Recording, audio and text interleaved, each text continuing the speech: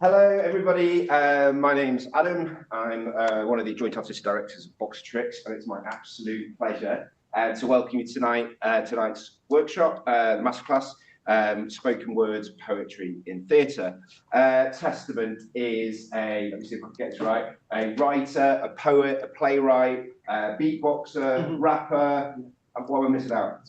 Okay, yeah. He's one of those really annoying, talented people, a multi-talented, multi-hyphenate. So yeah, I'll hand over to you. Thank you very much. Hello everyone on the interwebs. I'm going to crack on. Adam, if people from the interwebs have got questions or suggestions. Yeah, they can either put it in the chat or just turn if you're happy for them to unmute and just obviously sometimes we're writers, so we've got things to say, and very occasionally we do. I think so. Very occasionally somebody might have loads of questions that they've been saving up, but we've only got 2 hours. So if at certain points the enthusiasm is high and we go on like one person's tangent, I do have to bring it back for the group. So we can deal with some things, but we can't deal with everything. It's just the nature. It's like plays. You can't talk about everything in one play. You can try. It tends not to work. Normally a few things is about right for a play. You can't sum up the universe. Unless you're Jazz Butler. Right. Hey newcomers, welcome. Just grab a seat. We've only just got started, so all good. Cool. My name's Testament. I'm here to talk to you about poetry / spoken word and theatre. I have come from being a young person wanting to be like an actor, and then this was like really young, like primary, and then I basically spent a lot of time wanting to be a rapper, and then got all cross-pollinated, and I ended up being my bread and butter now, really, in terms of what pays my bills, is theatre, which is another what I'd say.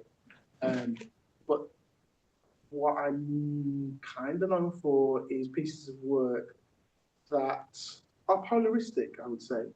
That means you're grabbing the 2 different poles, North and the South Pole, trying to at the same time beatboxing and singing at the same time.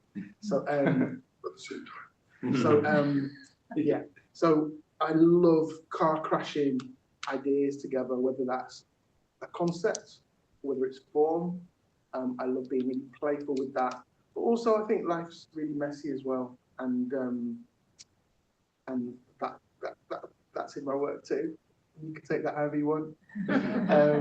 Cool. I want to find out who's in the room, if that's okay. We'll start here on planet Earth, if that's all right, and we'll go work our way around in a weird way that way. If you can give I'm going to ask you your name, or the name that you would like to be referred to, your pronouns, I'm he, him, and also, have you done poetry or theatre before? Do you consider yourself a poet? Do you consider yourself a theatre maker? A bit of both? Oh, I'm definitely not a poet, or I do poetry, but I've never written a play, all that kind of stuff. I'm going to be trying quick, so try and keep it as short answers. Name, pronouns, poet, theatre experience, in like a high concept one. Is that all right? Cool. Testament, bit of both, and he, him, and I think that's it, isn't it? Yeah, great. Boom. Sarah. Sarah. She, her. She, her. And yeah, they're both. Ooh, excellent. Tamsin, he, she, her. And a bit of both, but had time out and just no chat. Words. Massive congratulations for getting out of the house. Well, yeah, I mean, it was close. Yeah. Well done, Tamsin. Who are you? I'm Gita Bevan, and mostly theatre, and I have a lot of writing and like bits that I've shared twice, but I don't feel like I a poet, but you don't even realise. Okay, good. Thank you very much. Gida, how do you spell that, by the way? GYD.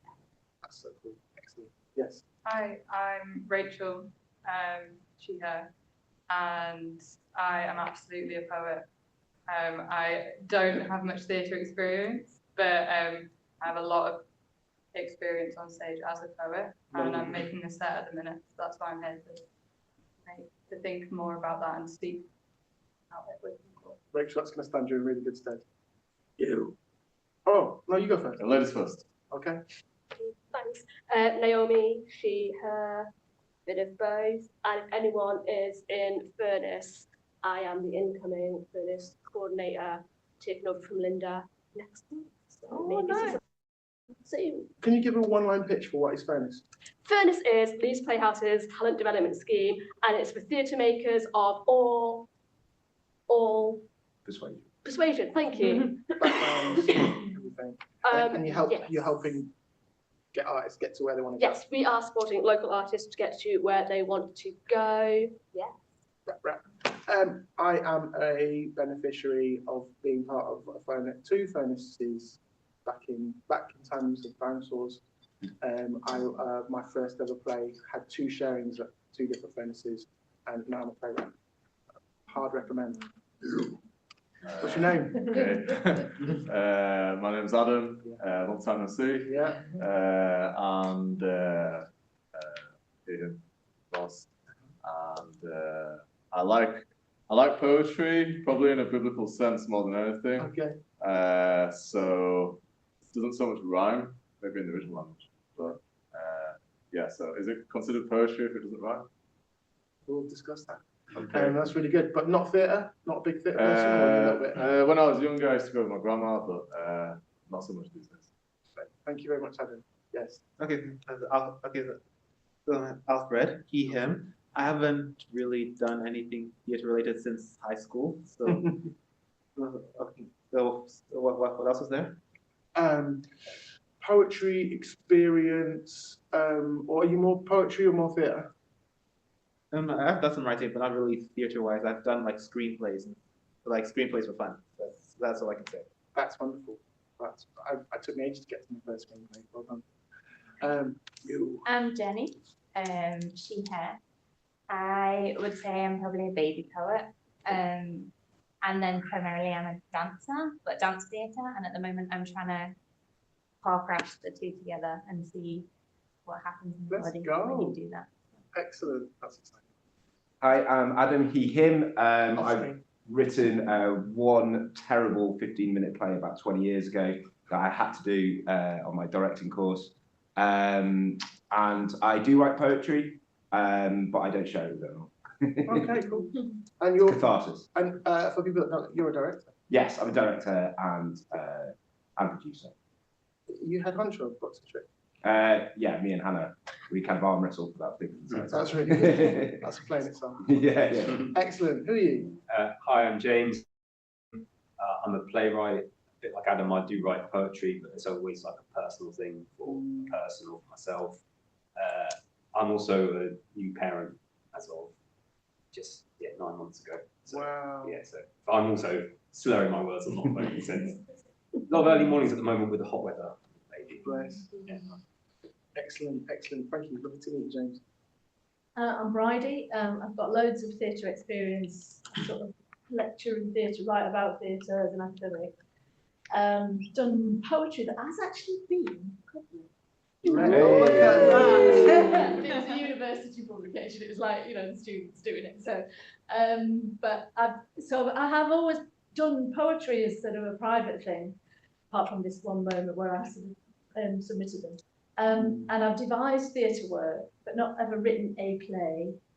But I've always thought that, poems and poetry is starting point for theatre for me. Don't steal my thunder. Excellent. Bridie, lovely to meet you. Natalie, she, her. And I would consider myself a poet, spoken word artist, not as much experience with theatre, but I suppose spoken word is often on stage. Remind me of your name. Natalie. I've seen you around for years, I think. Yeah, I think we see each other a lot. In prison. No. Yeah. I'm Gloria. I'm her.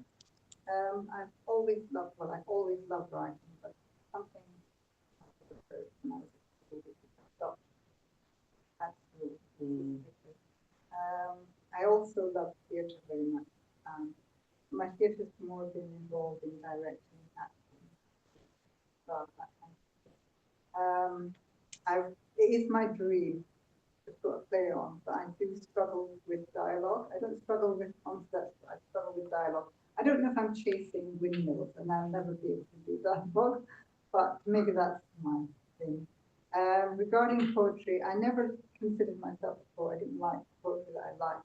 And I fell into it by accident recently because I was supporting some other young people. And to my surprise, people didn't like what I wrote, and I think it's very to do that. Excellent. The last track on Kendrick Lamar, arguably the most popular rapper in the world at the moment, is called Good. And it's all about a celebration of writing. And it's a love song to a girl called Gloria, and at the end he reveals that it's just an extended metaphor and Gloria is his pen. Oh. Philip, he, him, I will say I'm not a poet. Okay. I have made words rhyme in the past. And theatre? Yeah, wonderful, thank you, Philip. I'm Preeti, she, her. Just done a short film. Have a few poems published because I used to be part of the Asian Women Writers Collective, and there is a short piece of my theatre writing being workshopped next week. So very much emerging. Excellent. How many volunteers have we got on the internet? You meant victims. Either on Zoom room, do you want to introduce yourselves? You can, or you can put it in the chat and get Adam to read it. Basically, the reason I'm asking this is so... It's all right. Hello. So my name's Susan, she, her, and I would say that I'm a bit of both, but perhaps not a lot of either. And I have been known to mix the two. So in my most recent play, there is a poem. So, yeah. Wonderful, wonderful, thank you. Does anyone else want to share? You don't have to share. Yeah. Hi, my name is Saluka. I'm a writer who has recently been published by People Tree Press. I'm not a poet. I'm kind of not a fan of poetry, which is weird because I teach poetry and I've been a member of a poetry group for 2 years. So that's all very contradictory and lovely. So, yeah. Is your writing for People Tree a novel then? Yeah, short stories. But Jacob does keep trying to get me to be a poet. So it's a kind of a battle at the minute. Not a battle with him, just a battle with... It's not even a battle. I just know I don't... But when I'm asked to write poetry, the pen just flows as if it's spiritually driven. So that's the battle I'm having, not, you know... But it's not a real battle. It's just me being pedantic. Thank you, Celine. Is there anyone left? No, I think we've done the... Great. And now I think I can sort of... It's really useful for me as a sort of someone who's come to facilitate a session and share the little bits that I picked up. What's exciting for me is actually there's a lot of experience already in the room. But we can often count ourselves out. But you count out your instincts. And actually, you have taste. The reason, and you'll have different taste to me. Thank God. You know, not everyone likes Nando's mayonnaise. It's just me. Pyrenees, thank you. That's how much you like it. Yeah, you can buy your. So yeah. Yeah. So we need different flavors. We need different tastes. We need different voices. And you can't get much more personal than poetry. Usually. Unless you're like trying to be someone you're not, but there's no money in poetry. Ain't no money in poetry. I remember I was talking to a literary manager, a literary agent, sorry, a few years ago. And the biggest poet at the time, I think they sold 9,000 copies that year of their collection. It's not enough for the council tax, you know what I'm saying? Barely. So you've got to have something bigger than yourself, or deeper than yourself, or something within yourself that's driving you to do that if you're just putting out poetry that you want to put out. Theatre, it's very hard to make a living out of that as well. Slightly easier. There's a reason a lot of poets transition into writing plays or novels, and it's to make the filthy money and live in this crazy capitalist world and survive. Yeah. But I really love theatre, but it is hard.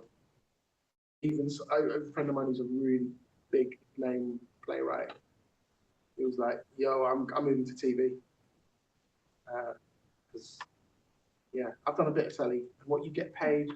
I wrote something for Netflix, and it was 24 pages. Well, it wasn't even that.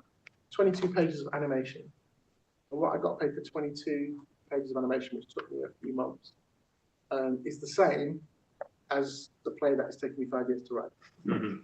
So, you know what I'm saying? So it's like, oh, I can see why. I can see why my friend has made the transition. Always glad. So cool. We're going to look at poetry. So the first thing is, why poetry? Why? And then what qualities does it have? What is it? We'll start off with what is it? Anyone has there's no right answer. The Oxford Dictionary doesn't have the monopoly on definitions. Is it like a flow of ideas to paint a beautiful picture in someone else's head? It can be. What else? Feels like it's got, it's heightened. It's like vivid.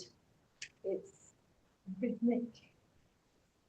And imagine, it creates imagery. Yeah, it can create imagery. Yeah, there's a crossover there between you and Adam Brady there with like imagery. Doesn't condensed? It's like condensed, isn't it? It is often condensed. Although the Wasteland you might not think is the poem Wasteland. Yeah, that's a long old thing. Or the Odyssey. You know, these epic poems that, you know, get made into films by Christopher Nolan next year. You know, they're long. Yeah, it's not bedtime reading. Well, it is bedtime. You can't do it all in just before bed, can you? So, yeah, I think I like it. But there is something about the property of poetry where there's often quite a few words in the page certainly compared with a novel, often compared with a script as well. So they have something what I call an economy of language, which we'll come back to later, which means you don't waste your words. In theatre, you can't waste your words because you have people saying this plays 4 hours long, and the babysitter needs to pick up the kids, or you know we haven't eaten yet. So can you shorten this play, please? We're getting bored, and these seats are not comfortable enough for a 4-hour play. Yeah, so there's an economy of language in theatre. So we're stripping away, like, no, I don't need to say that again. I already said it in scene 1. That character's already said how angry they are about their father's flair. And they've said it that way. I don't need to say it the same way again in scene 2. So there's an economy in that, but with poetry, it's normally even more ruthless and even more stripped away. So there is, and that makes poetry so condensed and so powerful. So there's usually, certainly modern poetry as well, but old poetry too, there's a stripping away of that. There is imagery, and there is, you mentioned rhythm, there is normally a meter or a pulse somewhere in poetry. What's a meter? A meter is a rhythm. Great question. Yeah, so in the same way in real life, a meter, so I was walking 10 meters, is how you would measure the distance, right? Yeah. And then when you're writing your verse, each line of poetry, that will have a meter, or might even be deliberately ignoring the meters. So you might be going, so Shakespeare, mine are only like 10 centimeters long. Right, there we go. 10 syllables. there might be 10 syllables Sure, long. yeah. So with Shakespeare, he would use 10 syllables. And so you could look loads of his verses, you look at and you can count each line. Oh, there's 10 syllables on that line. Oh, there's also 10 syllables on that line. And there's 10 syllables on that line. Sometimes they rhyme. And sometimes and the meter, he used a type of meter, type of measuring, type of rhythm called iambic pentameter. He also often dipped into a bit of trochaic where he flipped the rhythm a little bit and shortened it. It's interesting. There are different rhythms, different flows. Like rappers will talk about flow. What's your flow? He's got a sick flow. Really geeky rappers talk about, Eminem talks about compound rhymes. So his flow uses a lot of compound rhymes. Other rappers like me would talk about the same thing. We talk about multi-syllabic flow. So they say one of my favorite battle raps, a British rapper was battling a American rapper, I think in New York. I feel so the whole thing in geeky rap circles is like, how many syllables can you make rhyme together? It sounds really creative. Eminem is one of the most famous people at doing that. And he said, so you want to have multi-syllables, 2 syllables, 3 syllables, 4. He said to the American rapper, he said, I feel sorry for your rhymes because all your syllables are single. It's quite a good little pun, right? So yeah, there's a lot of properties to poetry, but normally you're talking about, yes, creating imagery, giving feeling, giving emotion, but normally with an awareness of the pulse, often drawing on imagery. It's different to a scientific document or to a report. If I was writing a police report, Testament entered the building, he encountered 17 exciting people, and he was quite pleased about it. Mm-hmm. Almost poetic. It's true. True story. But if I was to go to poetic and I said, Testament went into the building, he encountered 17 spirits aflame, and his heart exploded into 17 rainbows. It's a different feeling, right? Or a sunrise exploded in his heart. It's a different feeling.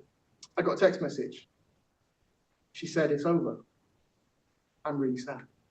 Not bad. I got a text message. She said, it's over. And beneath my feet, the earth opened, widening into an abyss, a darkness from which I would not return for 2 years and 17 days. Not a true story, but it's very poetic. It came out quick. But that level, but can you see there was an imagery? You got the phone, but then all of a sudden you've got this meta thing, this poetic device of going, we know that the ground didn't really open up beneath you, Testament. We know that that's a lie. You're lying to us, but you're trying to express an emotion, and the idea that you're sucked into a dark chasm and you were there for 2 years and 17 days. All of a sudden you can see it, and you can probably start to picture me going home, going through the ice cream, putting my phone on airplane mode, and then finally getting the courage to call my dad. Oh, Dad, it's been terrible. Do you know what I mean? You could probably a whole little movie can start playing in your head. That's the power of poetry, and that's why we use poetry. Is because for a split second, a split, tiny second, I don't just hear the facts, but I can feel what it's like for that character, or I can feel the emotion in the moment. It's a key to access sort of a type of presence and a type of empathy. And that's why it's all over the place. It's why it's in adverts. Taste the rainbow. I thought it was just sugar. Skittles telling me to taste the chemicals in the sugar. It tastes really good. It's not as compelling as Taste the Rainbow, is it? So, yes, there's lots of reasons we're doing that. Also, the reason why Bridie gets 1 million points and is through to the quarterfinals, a metaphor, is because Bridie used the word heightened language, and that's what we're doing. We're heightening the emotion. And when you start to talk, even just talking in rhythm, whether you think that's a given, perhaps it's the way you're living. The rhythm could be trapped to you like a prison. It's nice. even just talking in rhythm. I went to do with some students the other day. I was just talking, don't click. But even just this, while I'm talking, makes a real difference to all of a sudden something's happened. Set the scene again, quick example. Elise went to the sixth form college and waited for her A-level results. Everything's fine. She's just gonna go get a quick milkshake. Pistachio they've got now. Everything's great. Sophie's got 2 A's. She got into the university she wanted. 5 minutes, Elise hasn't got her results yet. She phones her mum. Can you see how instantly it creates a tension just with rhythm? And I haven't even put words to that rhythm. And you start to do the thing, and we have so many colours to choose from, so many different ways of expression. We'll start off with a bit of Shakespeare, and then we'll go into this little, we'll give you this little stack, which you can steal away and take home, but also we'll be referring to today. And we'll have screen shares for those at home you can actually text and do the thing at the same time. We can't do that here. Yeah, you can pretend you're listening. These guys have really got to pretend. Romeo and Juliet. In fair Verona, where we lay our scene. Yeah, that's the first line. Mm-hmm. And it starts off with a sonnet, which is a 14-line poem. The whole play, probably the most famous one. Definitely, I'd say the most adapted, the most remixed of Shakespeare's. You know, West Side Story, Avatar. It's all versions of Romeo and Juliet. Yeah. They're all different versions of that same iconic play, which he ripped off himself. But he decides he's going to start it with a poem. 14-line poem called a sonnet. It's written in iambic pentameter. Dum, dum, da, dum, da, dum, da, dum. 5 iambs. It's like Netflix. That's an iamb. So if it falls into that rhythm, ta-dum, then and there's 5 of them. That's iambic pentameter. So he decides to write in that. Why? Because automatically, so you're in the Globe, the original one without the good seats, with mud, talking with your friends. We've gone back in time, obviously, and we're discussing. Oh yeah, Jenny died for the plague. Oh, that Queen Elizabeth, she was terrible. Yeah, vote her out. Oh, we can't do that. So you're talking with your friends. And in the same way, like most of the shows in there, lights will come down usually. Couldn't do that back in the day. It's open air, it's middle of the daytime. How are you going to get something started? You can get someone to do a dance routine, get the little the mandolins out or the whatever it is, the minstrels breakdancing. But to really get people to stay, we go into rhythm. We're not doing free verse, which is like without a rhythm and not rhyming. He's rhyming. I know it's rhyming, but it's yeah. Well, it does rhyme. Yeah, he goes into rhyme and he goes into iambic pentameter. So it's definitely not naturalistic speak. This is not conversation at the chip shop. This is not discussing politics with your mate. So we have a heightened reality. Welcome to the world of theatre, where a bunch of people are going to come on stage, pretend to be some people that they're not, pretend to be magical, fall in love, very rare. And we're going to be with you for probably when we get it's like 3.5, isn't it? 3.5 hours. And we're going to keep. Is it 2? It says 2 hours traffic on stage, doesn't it? They used to do it a lot faster than they did. Got the pace. Yeah, you probably did. Yeah, which actually shows you how much more work. Because people were standing up, didn't it? Yeah. So, get on with it. That's it. It shows you how much more work that the word's doing when you haven't got lighting, you haven't got a sound designer, a composer, etc. So you're right. 2 hours. There's 2 hours traffic on our stage. Oh, yeah, I know it. Into the semi-finals. So even going back to Shakespeare, the reason iambic pentameter exists apparently is because they reckon that was really similar to actual natural speech patterns. Well, not now anyway, but there is something special about going into a rhythm. cut to the slip my propellant, we had talk to gravity, but you thought just as heavily, year to the ground, which sounds I'm developing. First word, speak to the earth, like something else goes, okay, this is different. We're in a different zone. Cool. So it's a great way to open a show. And I'm going to start with showing a show with a bit of this. Can we hand some of these out? Has anyone got any questions or thoughts while we hand these out? Who did Shakespeare before? It's a story, like a lot of, I don't think he ever wrote an original story. Some of them were quite bad actually, so maybe good. But a lot of them, he would take a tale that's just kind of in circulation, history obviously. Romeo and Juliet, I'm not sure. Focaccia. Who's it? Sorry, Focaccia. It's not the bread. Focaccia. Focaccia. Yeah. So yeah, Italian writer? Yeah, the Decameron. I think it's in there. Romeo and Juliet. There we go. Yeah. Yeah. There we go. I think he mixed quite a lot of like those Italians. Yeah. The only one he doesn't, I think things like Midsummer Night's Dreams, not really. Lots of sources for. Okay. I think that's right. And then Hamlet as well.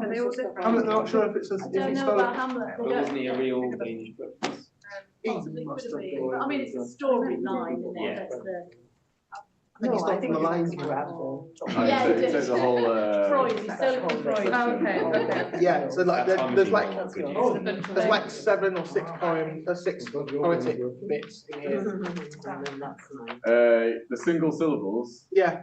Are they ready to mingle? But as soon as you write as soon as you write the poem, your poem is a Tinder basically. No, writing process is Tinder. The poem is the date, isn't it? Or maybe and if it's really good, they might move in together and get a cat. Or a dog. Or a dog. Or both. Exactly. Exciting times. To get a mic. 2 points. Excellent. We'll start off with a bit of K Tempest. So a lot of my show start with. So my most successful play starts with a poem.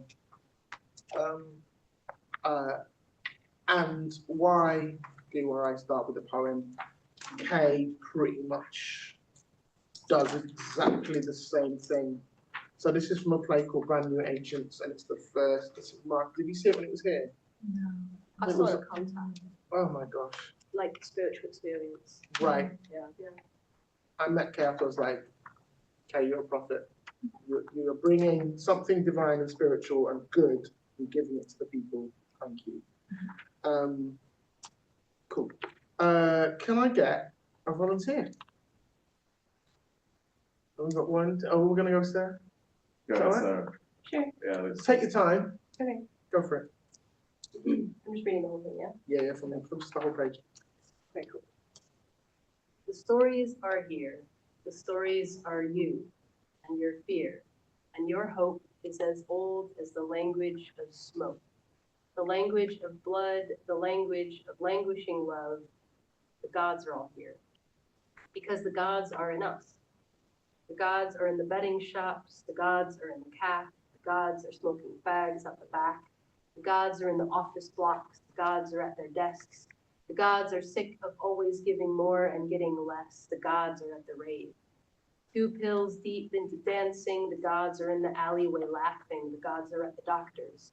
They need a little something for the stress. The gods are in the toilets having unprotected sex. The gods are in the supermarket. The gods are walking home. The gods can't stop checking Facebook on their phones. The gods are in a traffic jam. The gods are on the train. The gods are watching adverts. The gods are not to blame. They are working for the council. Now they're on the dole. Now they're getting drunk, pissing their wages down a hole. The gods are in their gardens. With their decking and their plants, the gods are in the classrooms. The poor things don't stand a chance.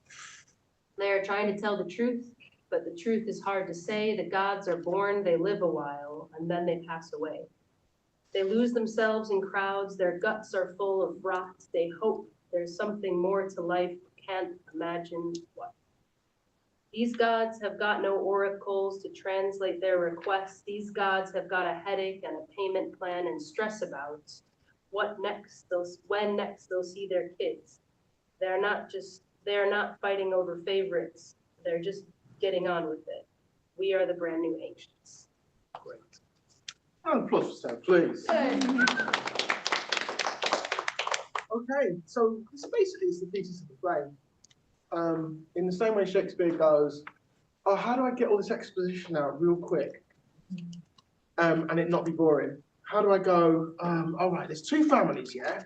And it's about beef between these two families. They really disagree.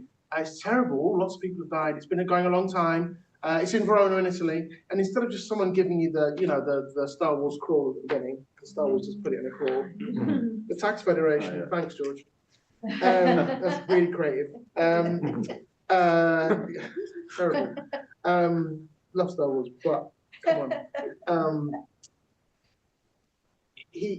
Shakespeare manages to basically get the big themes, which is about, you know, societal conflict, two tribes going to war, etc. Sorry, I couldn't resist. And he shoves it all in 14 lines, and it's great.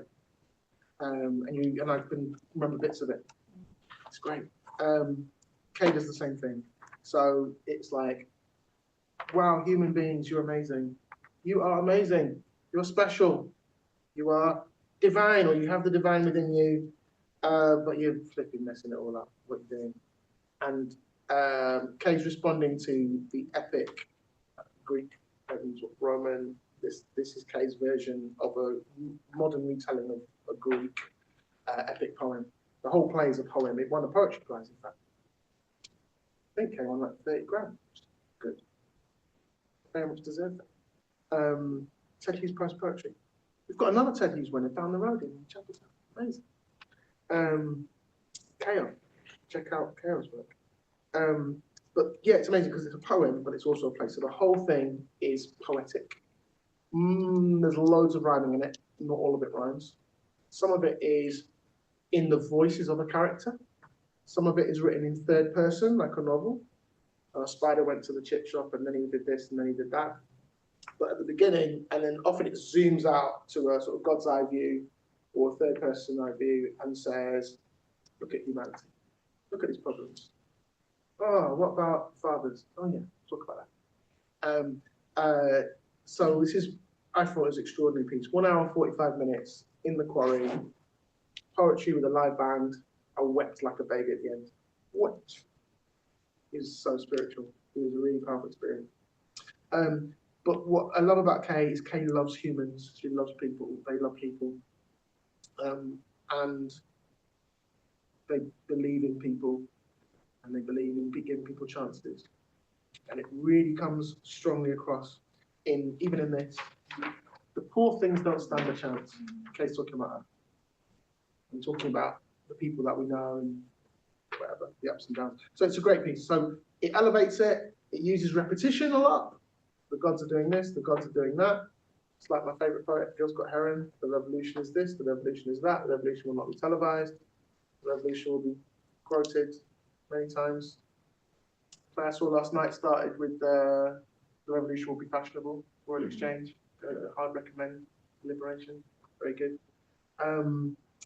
Yeah, so there's repetitive stuff. There is imagery, and we have little snippets of movies. We get a literal montage. That's something that poetry can do way easier than theatre. Theatre, you can have a montage. They're at the pub. Oh, no, an alleyway. No, the chip shop. No, they're trying to see their kids. You can do it. It's a lot of moving around and effort, and how do you do it, and what you're going to put it on the screen, or they're going to have a photo reel, a photo bucket. How are we going to get this thing? So just did it in 50 seconds. Brilliant. You've got a montage. So it allows us to zoom out and to use imagery to run through, and also sets up the themes of the play. Great. Kay does that in quite a few of their plays.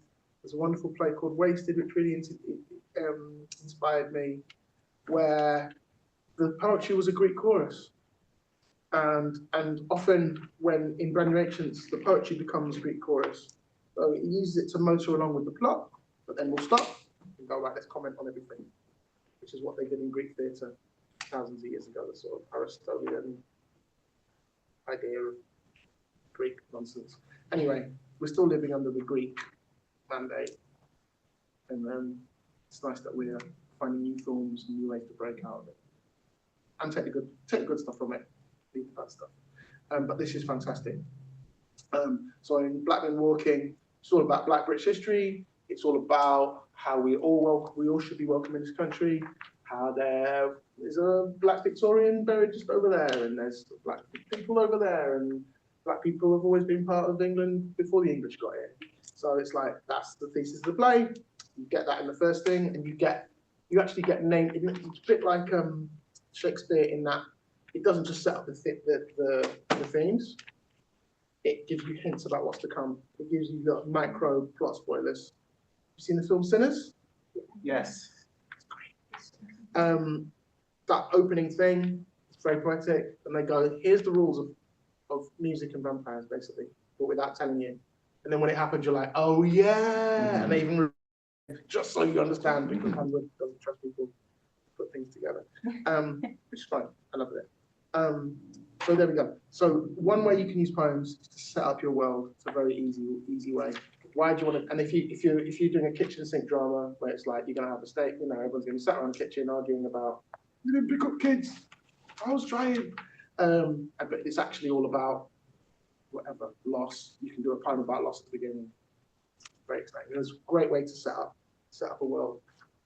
And often poetry and song are used in that way to sort of zoom out and go, let's look at the themes, set things up really quick, so that people don't get restless.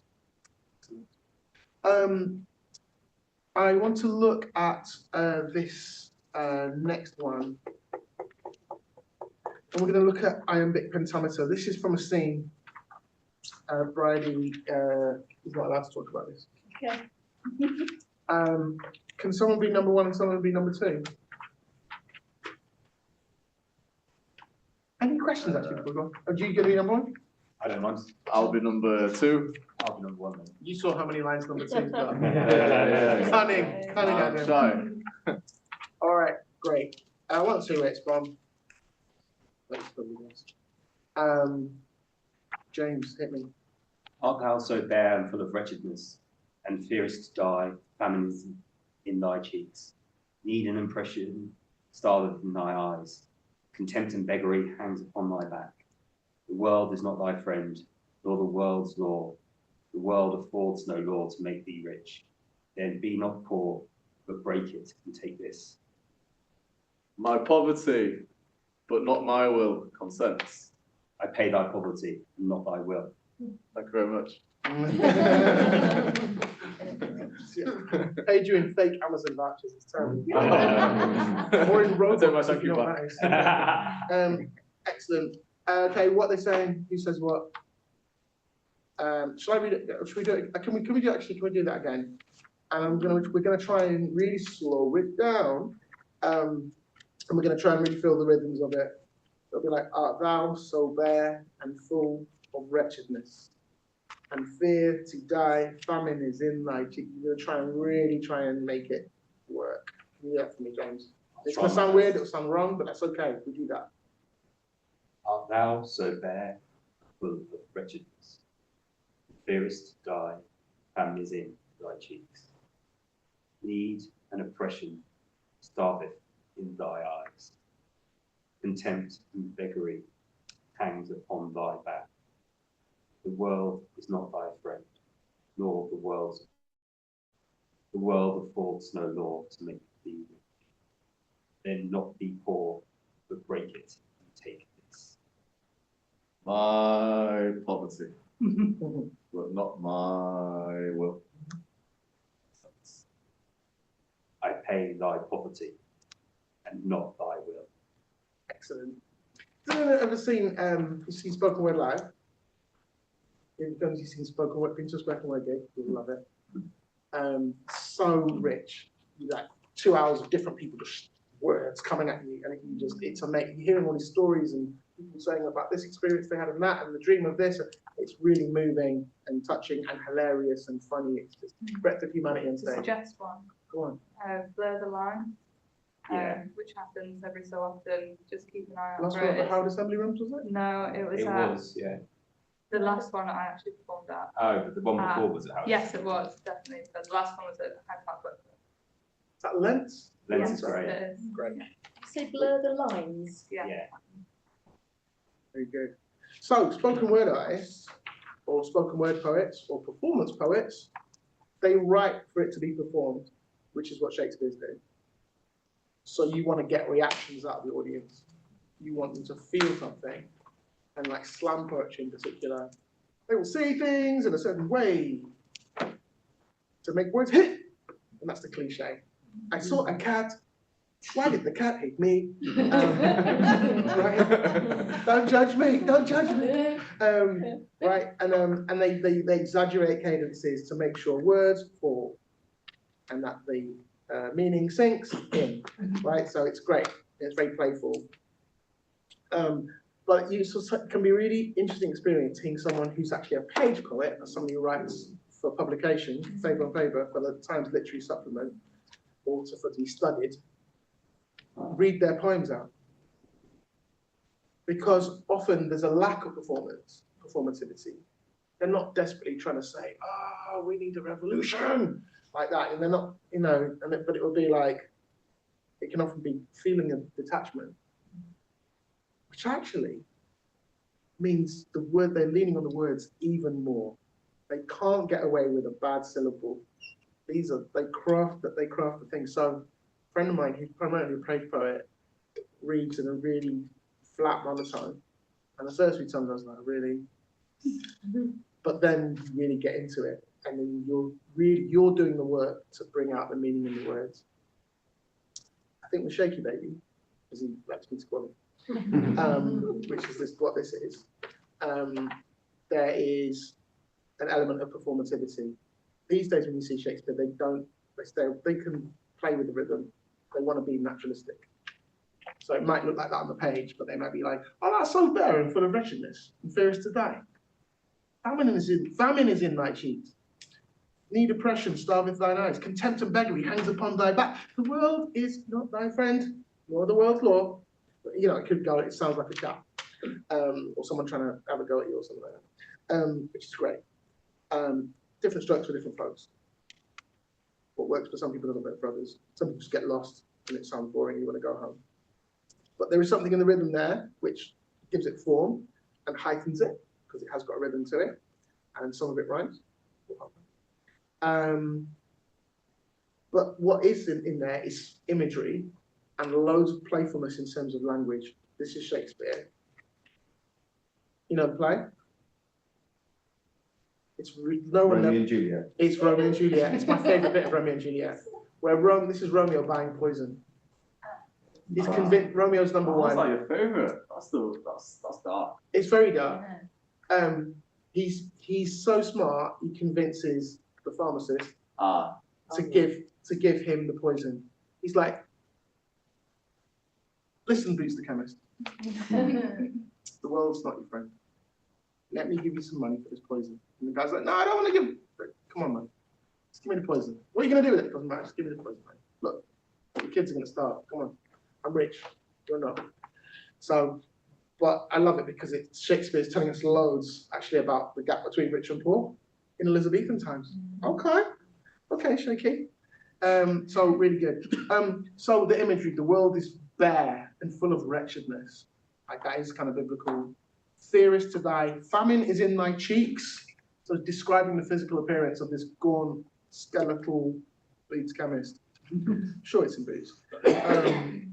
Yeah, and so it's the personification of things. So it's, you know, feelings become, political things, oppression becomes an affliction, and we're changing the meaning of things. My pen becomes, I don't know, a sword. Also, it's way more exciting.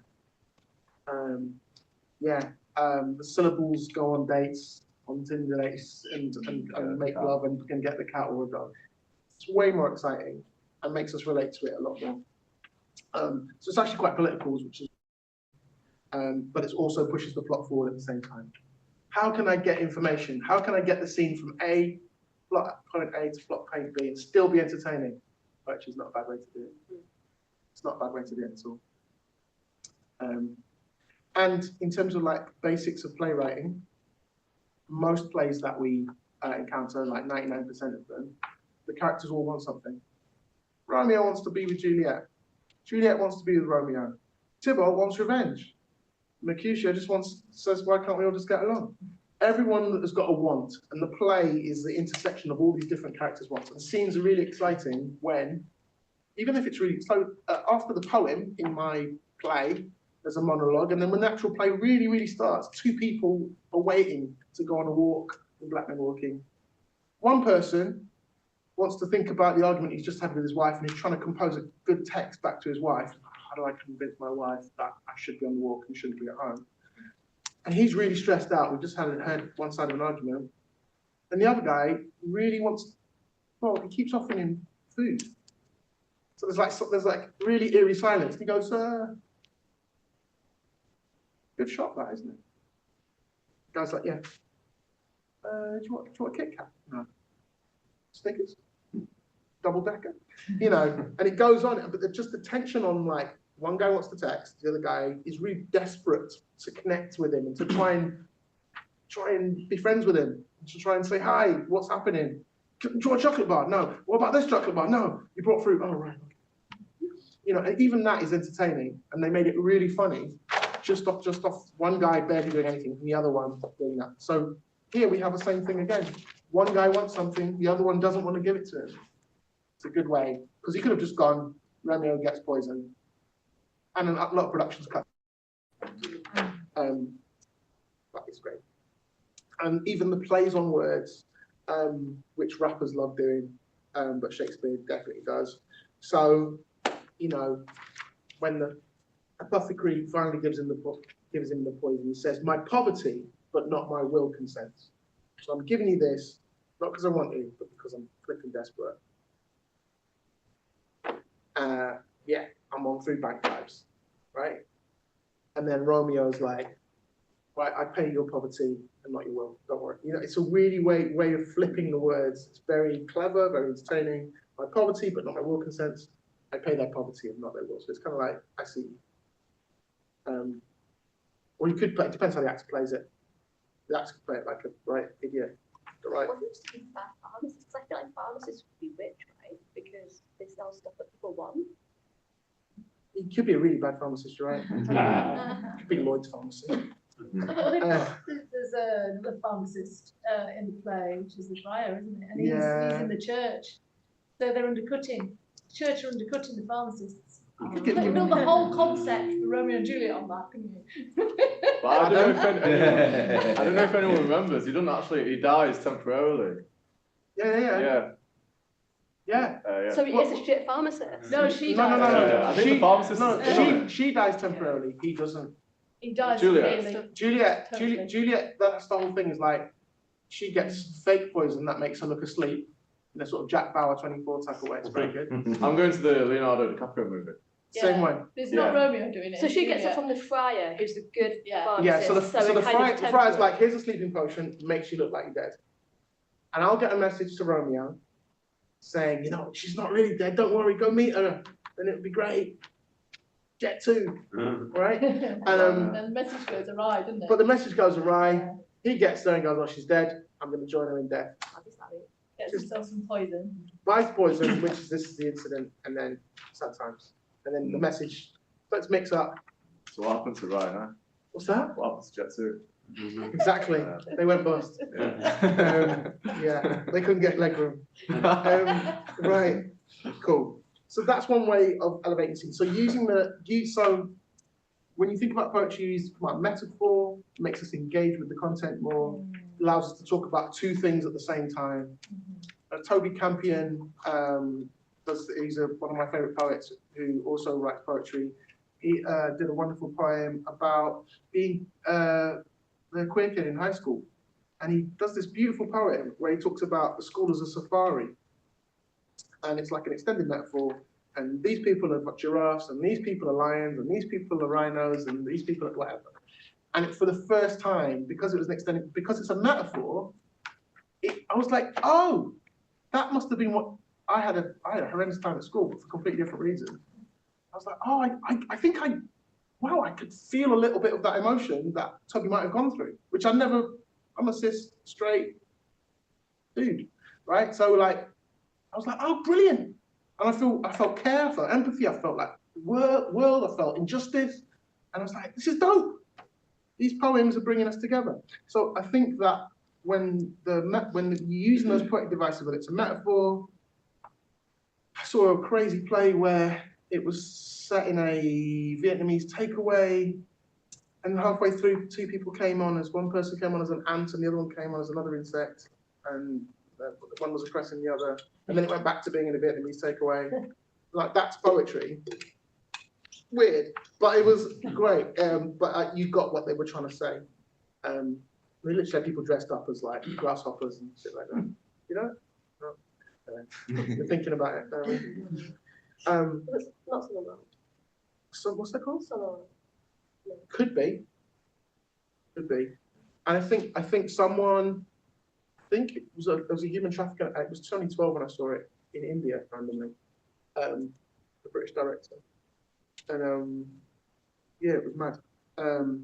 But yeah, I remember the insects. I remember I think there was someone who was being held was an undocumented immigrant, and therefore was being kept in the Vietnamese takeaway against their will, I think, which is where the metaphor kind of came. Someone was a grasshopper. We can Google it. Cool. So talking about the qualities, the classic things that make great dope poems, metaphors, similes, even juxtaposition, which these are all things that, like, so juxtaposition is like comparing one thing to another. She is the sun and I am a Blair. There you go, boom, classic. So it's like using juxtaposition to help to tell a story, or just to separate yourself, like rappers, for example, say, I'm a Ferrari, you are a tricycle. And to that's use very those, narcissistic. It is, well, that's rappers, unfortunately. Yeah, so there's, and playwrights, to be fair, most of the time, not all the time, but a lot of the time. So there's a whole techniques of poetry, which I could list off, but like, I did a whole poem about the techniques of poems. Should I do it really quickly? Yes, please. All right, so this poem uses a poetic technique to describe a technique. So I'll use a metaphor to describe a metaphor, simile to describe a simile, and so on. See if I can remember it. My metaphors are weapons and swords to slay dragons. Picture the scene, the darkened cavern where imagery happens. I love listening to lyrical language like alliteration. Personification told me that these rhymes are amazing. Rhythm moves on beat like drumsticks. Rhyme scheme is too good. Couplets. Repetition. Words from the rapper. If I end this section here, could call it a first stanza. I quickly grab some adverbs in an instant. Describe an adjective. Remarkable, isn't it? And colloquial language is really wicked, right? Yeah, innit? And similes are like ninja swifter supersonic rockets. And I stop on the 14 line, maybe it's a sonnet. I bring the onomatopoeia like boom. Am I the first person? Is he the third person? What's your point of view? My hyped up hyperbole is the best the world has ever seen. I'm not quite sure what ambiguity means. My turn of phrase is 1 in a million. I got a bundle of idioms. I'm sending silly sentences, I'm just instilling sibilance. I'm so cold with juxtaposition, I'm bringing the heat. I use assonance for speech so people feel me on beats. Iambic pentameter can move me, and a little bird told me that anthropomorphism is goofy. Are those oxymorons logically absurd or are they cleverly dumb? I pause for thought and caesura, then the song goes on like on Jean. I love to rhyme. Have you noticed? Ironic, I'm a poet and I don't even realize. I thought the stream of consciousness was all in my head, so I was sad about pathetic fallacy. It rained and it snowed. I don't just work on words, I set upon them, I set upon them. Let's wrap it up with an acrostic exercise now. Done. There you go.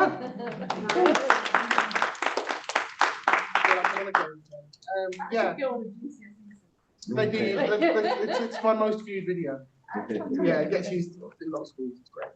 But it's a really useful way to remember, like, you've got all these tools at your disposal to get the emotion going, and that can be through all of a sudden the characters burst into poetry. and the emotional life.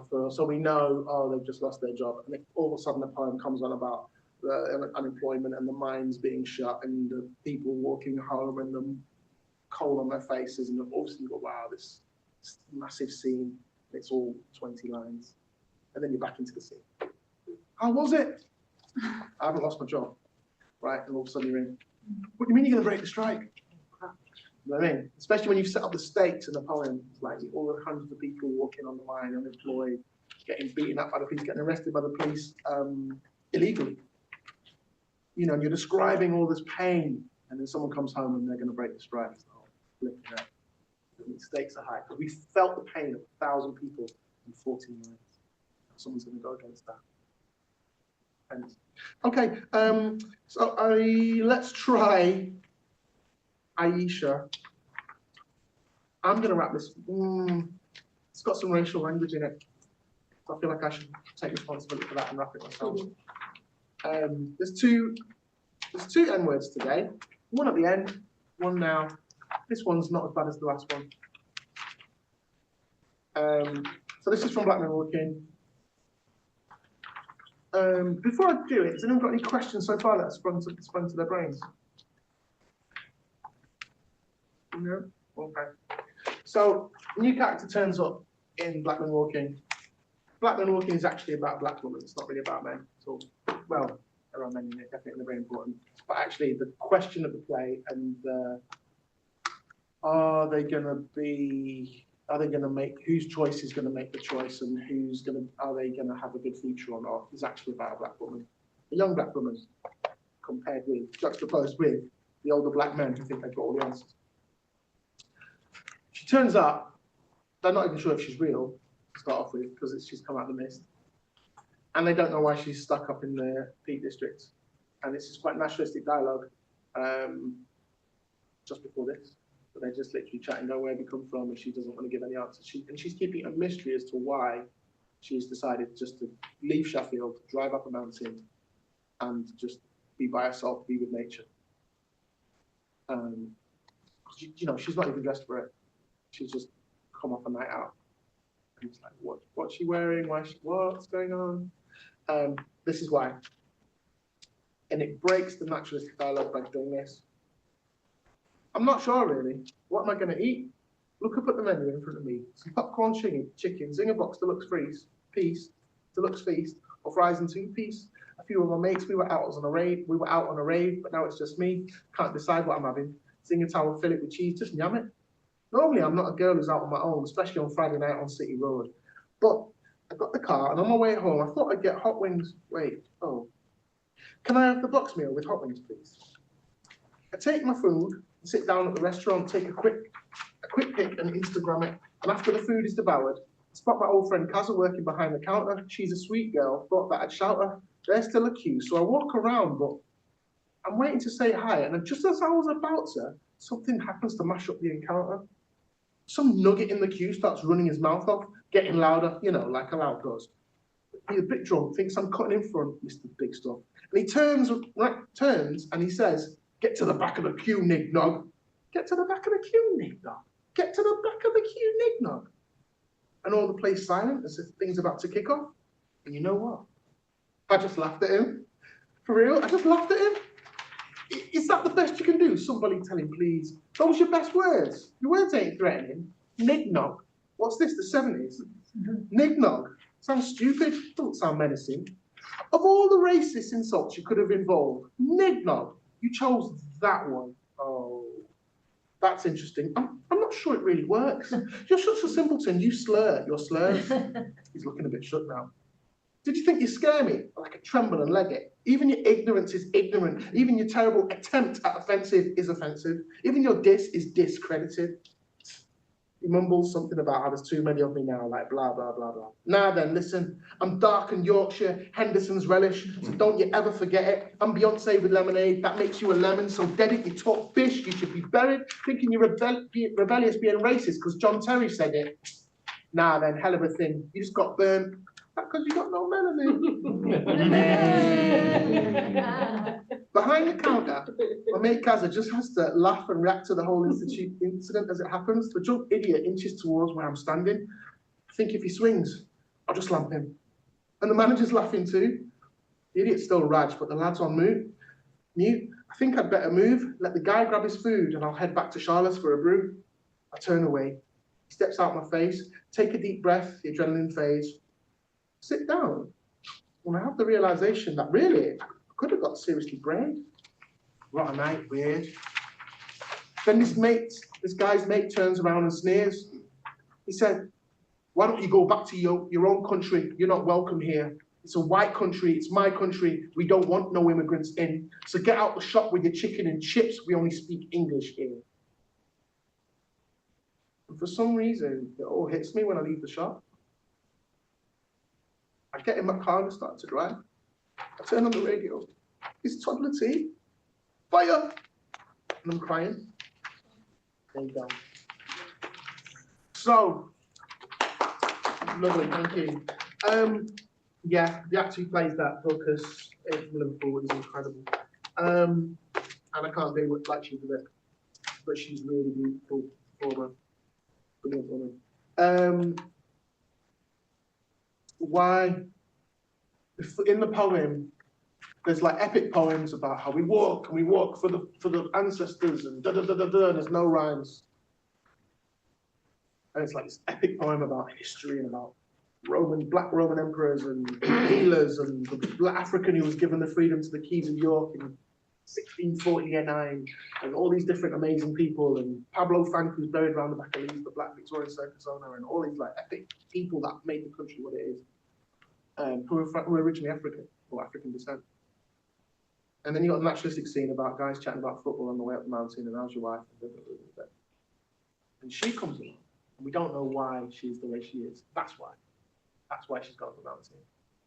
Because she can't deal with it.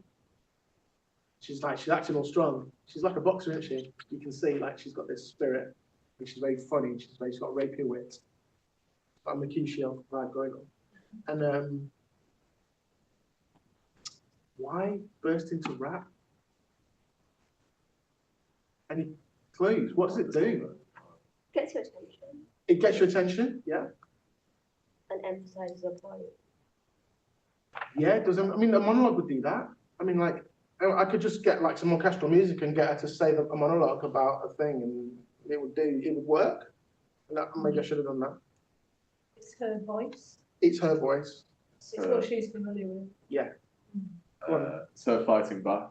Yeah, and rap is quite a pugilistic form of poetry. It can be. She don't want to expose the hurts, so she's fighting herself.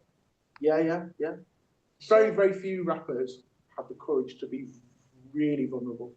Kendrick Lamar, one of the reasons why I like Kendrick Lamar is because he's one of the few who will go he'll be braggadocio 1 second and pugilistic, and then he'll talk about abuse. You'll be like, oh, okay. Or generational trauma in his family, and you're like, oh, okay. You're a poet, right? So yeah, so you're saying it's her voice. Yeah. It is very much her voice. The other men in this play couldn't do that. There's a GP from Hertfordshire who's 50 years old. There's a guy who works as an administrator for the NHS, who's 60 years old, an old Jamaican guy. And then there's a computer programmer called Richard, who loves Star Trek: The Next Generation, and loves soul music from the 70s, and probably 80s as well, probably mid 70s. Good taste. But doesn't really understand rap. In fact, later on when they're discussing music, he says, have you heard of The Public Enemy? That's how, do you know what I mean? Like, he's just a little bit, just because you're black doesn't mean you know hip hop, does it? Do you know what I mean? And he's like, yeah, these people don't know what they're talking about, these young rappers, they've got nothing to say. She's the opposite. So it's her language, and we're learning about the type of music she's into, which is grime. If it's put on now, probably UK drill, but yeah, grime, that era. And in grime, it's very fast-paced. Really good grime has multi-syllabic flows, so she often doesn't rhyme one sound, she's rhyming 2 or 3 sounds. She's not just saying things they are, she's playing with words. Your ignorance is ignorance, your this is discredited. So we're learning loads about who is this person by how she expresses herself. Has she really written a rap? Has she sat down and written a rap about what happened at KFC on City Road in Sheffield? I don't think. But it's her, it's like her. Have you ever worked on something for so long that you start dreaming about it? You know, so let's say if you're writing a poem, you start dreaming in poetry, or you play a computer game, you start playing the computer game in your dreams. You're doing accountancy, you're dreaming about accountancy, tax returns and all that. So I would say that's probably what's going on in her subconscious. That's my excuse for using rap. But even her rhythm, even how she puts words and rhyme patterns tells us about who she is. There's some rappers, like there's a famous rapper called Giggs. Who's got a great, he's mostly a British gangster rapper, I'd say. But he raps really slow, and he's got a voice. I'll leave red on you like a portion of chips. It's quite a clever line. Very entertaining. Well done, Giggs. 10 points. Into the finals. He's a megastar. Rapping at the Brit Awards and all that. But he raps slow. And it makes you think of him as a sort of slow-moving, like calm, like, yeah, I've just got this all. Yeah, I'm just so chill. She doesn't rap like that. Instagram it, and it just tells us who you are. So the meter you use can tell us who the person is. That's why when the weird sisters turn up in Macbeth, not speaking in Arabic and pentameter, they're speaking Trochaic. Bubble, bubble, toil and trouble. It's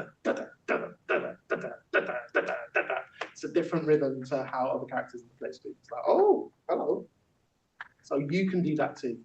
So one person might speak in a sonnet and use really beautiful flowery language and use metaphors about space or something, and the other person will be talking about blood and knives.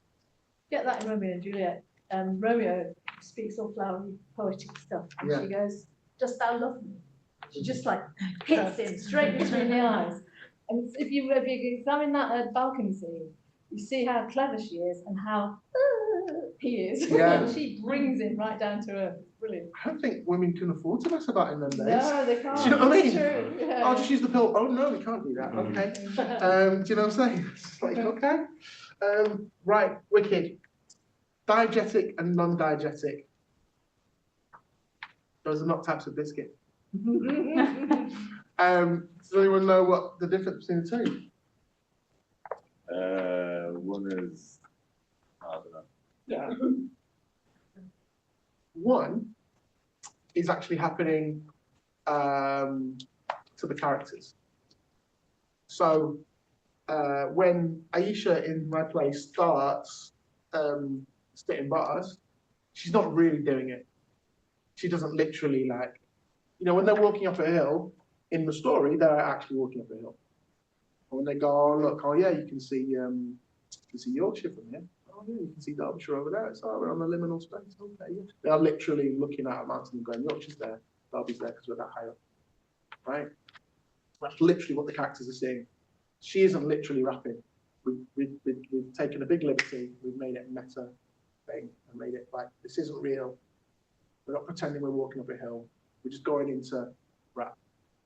If there was a scene where all the guys got together and were supporting her and went, Aisha, there's a rap competition in 5 minutes and we think we've bought you a ticket and you're going to enter. And then she gets up and then she raps about the incident at KFC in a rap competition. That's actually really happening to the characters. And you have a choice. If you're writing a play about school band, all the songs might reflect what the experiences that the characters are going through, but it fits into the world of the play.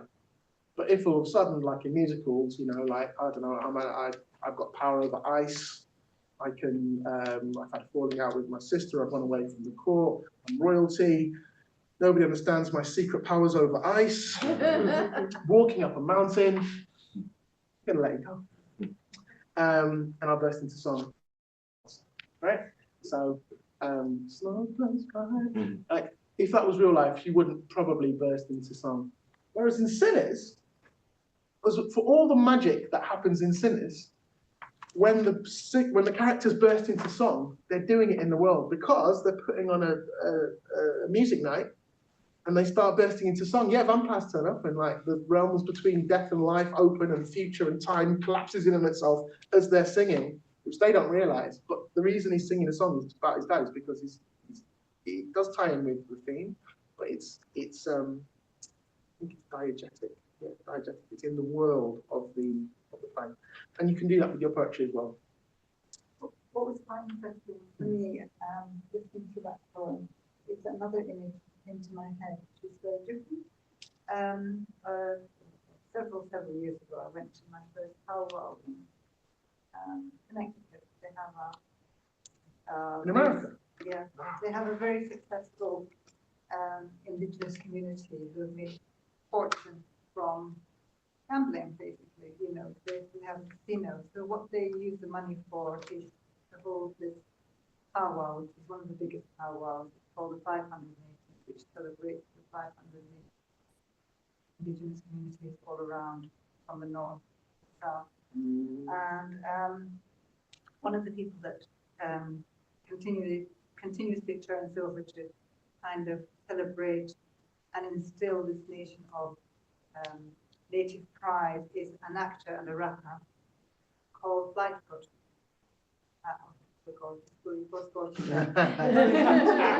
I mean, you can see the evidence. He was in a film called The Little Indian in the Cupboard.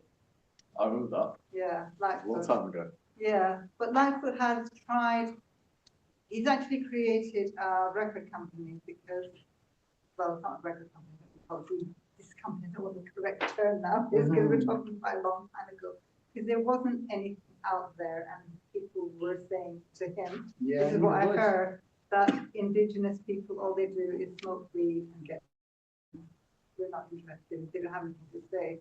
But my point is the rapping thing. That was one of the interesting things. I brought a friend of mine who, at the time, it's quite sad really, because she worked for the BBC and she would do what's called packages. So packages say you have an idea for a program, and she did a package interviewing people in the community, in the powwow, the different nations and all the rest of it. Only thing that they were interested in was the rapping, because the indigenous artists have taken rapping to their heart, because they found it a way of expressing themselves, and expressing themselves in a way that sometimes denied from them. Like Lightfoot would take on indigenous young men who speak their language. He doesn't speak his native tongue, but he takes others who rap in their native tongue. Yeah. And what's really quite fascinating was that I've actually seen them do a dance where he's dressed up. It's like a mixture of native traditional regalia plus a bit of street style. But the dance and the choreography is the same behind a rap, and it actually works beautifully, you know? Thank you, Gloria. I'm going to say yes and to that. There is a reason why rap in particular is often the voice of marginalized communities. It's very accessible. So you just need words. The equipment, you don't need to have a drum kit. You don't need to have thousands of pounds. You can make it, share it on a phone. It's very easy. And what makes it even more political is that it's literally people talking to you.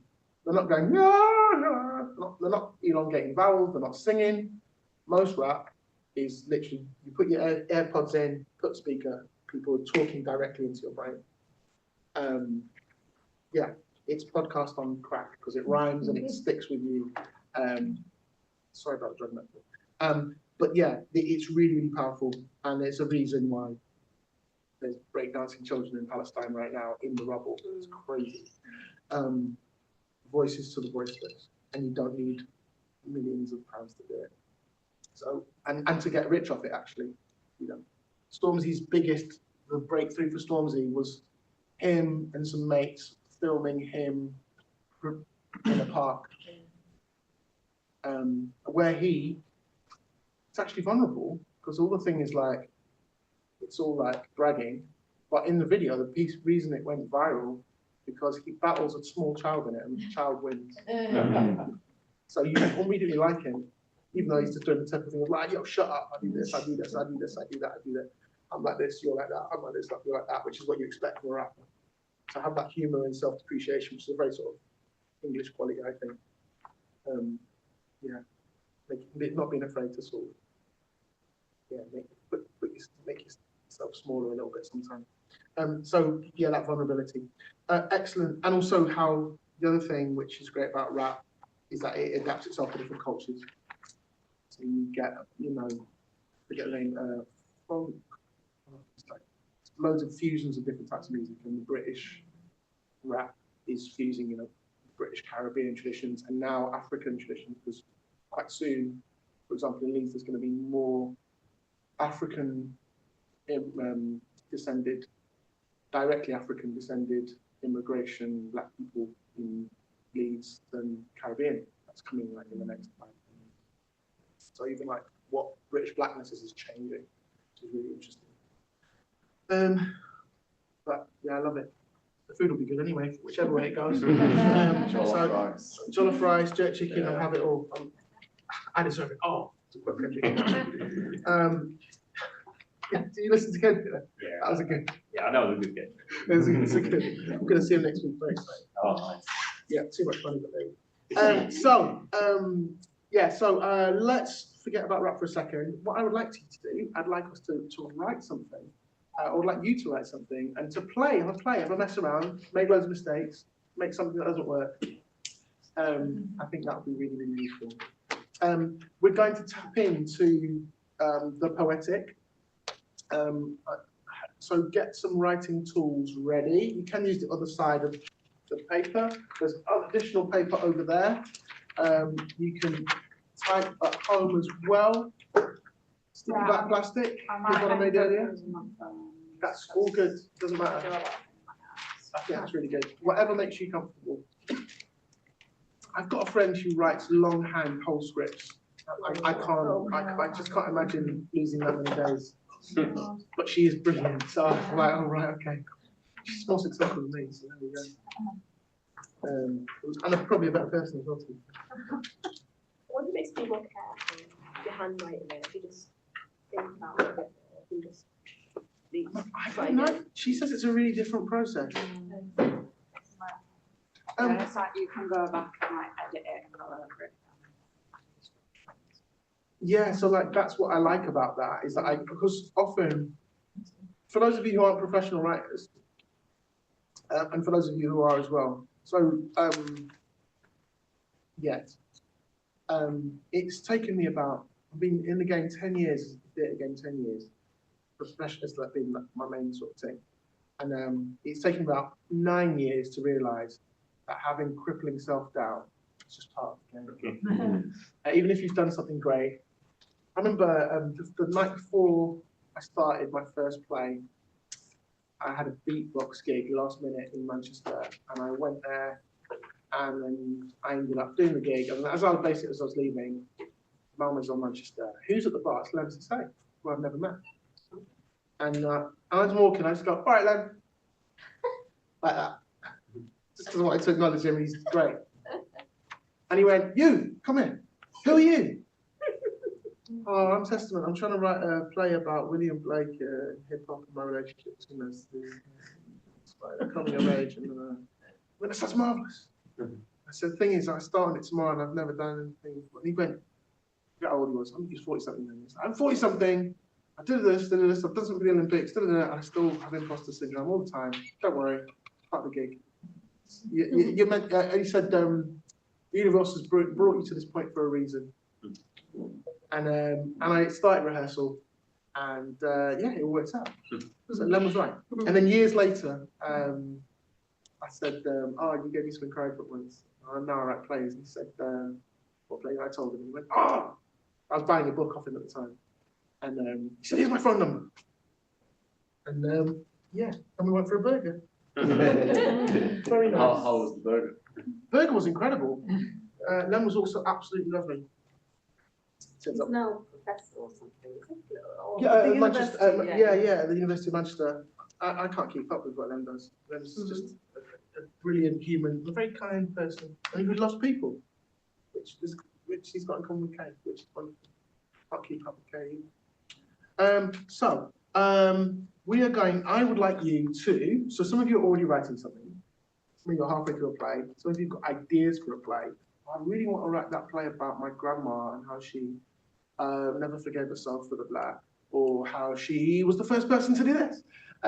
Or I really want to write a play about grief, and it's going to be, or I want to write a play about my experience in the leisure industry, right? And you've got that burning thing. I know you already mentioned it. Rachel, yeah, Rachel. So you already approached this. This bit's going to be dead easy.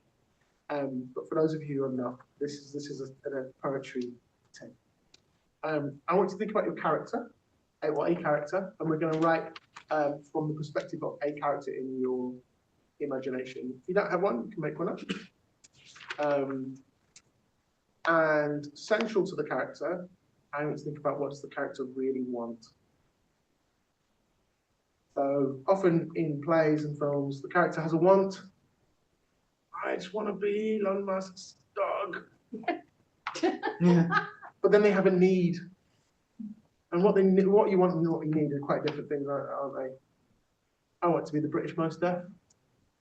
Didn't work out. What I needed to do was whatever. Is to make a living doing something I really enjoy. Try and be as good with it as possible. So characters, oh, I really want to get a promotion at the bank that I work in, whereas what I really need to do is fly a kite with my kids. Said Mary Poppins' friend, Mr. Banks, So like, there's often a discrepancy between what they want and what they need. Sometimes they can get what they want and then they end up, it's a tragedy. Sometimes they get what they want and it's marvelous. So I want you to think about your character. So give them a name, an age, some sort of identity. Please. This is not the poetry bit, it's the theatre bit. Please, when you write your plays, think about your characters, even if your characters are a cipher, like a really cartoony caricature person. You're like, oh, it's just an annoying person, an annoying traffic warden. It's just comic relief for this scene. Think about them, though. Think about like, oh, what's their family like? Even if we never get to see it, it makes a real difference. Oh, why are they so officious? Why? It's because their brother. Oh, right, yeah, their brother was really messy and bullied them. Does it matter if it comes out like a monologue? Yeah, we're not going to write it. No, I just want you to write a few lines because I'm about to ask you questions about your character.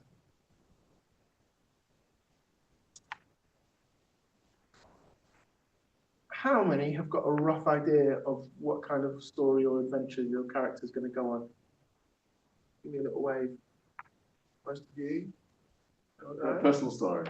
It could be real, it could be fake, it could be artificial. You could make up one just now about Terry who really wants his chocolate oranges back. What's the copyright back? Yeah, go on. Sorry, what was the question? So I want you to invent a character if you haven't got one already. Give them a name, give them an age, give them some sort of identity.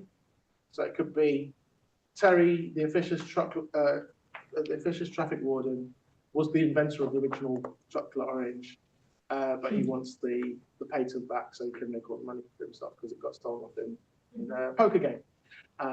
Terrible. So that would be my character, right? So who they are, what do they want? What do they want most in their mind? And you might additionally have what they need. What they really need is for the father to accept them as they are. So, and the father isn't really bothered about whether they're rich or not. They just actually, and they're trying to get the rest of dad, but actually dad just wants to go fishing. Fishing with, why don't you come fishing? Oh, I'm going to show you, Dad, I'll be a millionaire. Those chocolate terrorists. Anyway, there we go. That sounds right.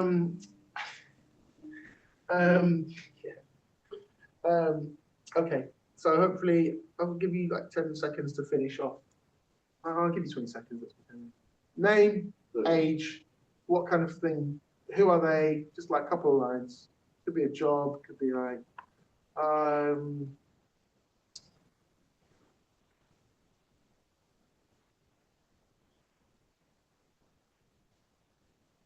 gay psychotherapist, great at giving advice to other people, can't give advice to themselves, and continue to find themselves in really rubbish relationships and just wants to be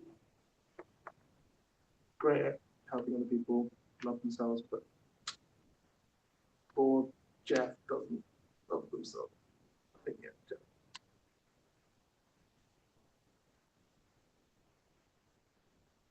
Give you 10 seconds.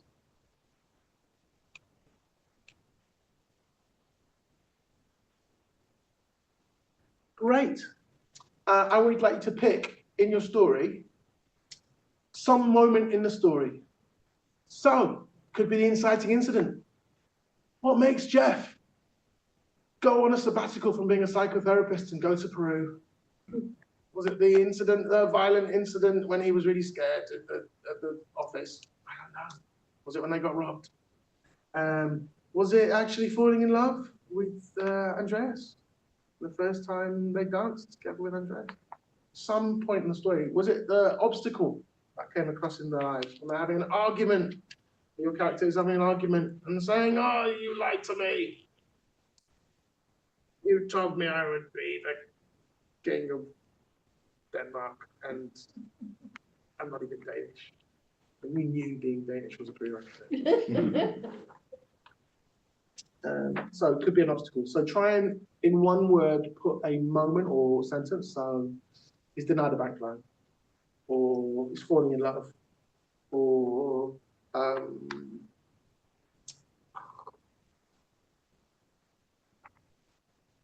he's horrified because the ice powers came out during a coronation ceremony. That was Frozen, wasn't it? It totally was Frozen. Or meets Obi-Wan, and Obi-Wan tells him about the Force. Oh, Star Trek. I like you.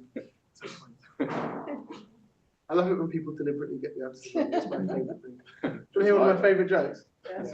Why is there no aspirin in the jungle? No answer. Because the ibuprofen. Which is my favourite thing. I think we've got another one. So a girl trying to save her house from collapsing. Go on. A girl trying to save her house from collapsing. Yes. That's from Encanto. Oh. Good film. Very good film. Yeah, I've only seen it once. Oh, yeah. It's both literal and metaphorical. Yeah, yeah, for real. They like to do that. That's poetic, you see. Two metaphors at the same time. Try and keep the house together, household together, trying to keep the house together literally. Creating a character. Okay, well done. So, I'm going to pick on someone. Does someone want to offer up a character? So the last bit was what we did. Oh, yeah, thank you. Yes, What was the impetus Preeti. going on that change? What was I- reason for Sorry. I've got Rosie. Okay, Rosie. How old's Rosie? She's 11. Rosie's 11. She's mixed race. All the best people. She started a new school, but it's a posh school and they're bullying her. Excellent. So, how old is she again? 11. Oh, I remember it well. Okay, so yeah, and she's being bullied. Excellent. So what I'd like you to do is, in one word, can you give an emotion to how she's feeling right now at that moment? One word. She's really angry. Angry. Yes. Very good. Because you could have said horrified, terrified, sad, misery, melancholy. She had a whole vocabulary. Angry. Can you write the word angry? Yeah. I want you to underline the word angry. Who else? Who's there? We've got Joel on. Joel! Oh, go for Joel. Joel, do you want to speak yourself, or do you want me to read it out? Joel Wilson from Birmingham. My first time I ever appeared on vinyl record was because of Joel Wilson. I appeared as a guest on his rap group.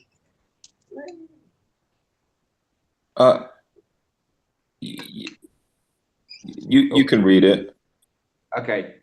So Kraus, 54 years old, Austrian. Style of flow is like lyrics-born performance of Balcony Beach, but then becomes more urgent, suspicious.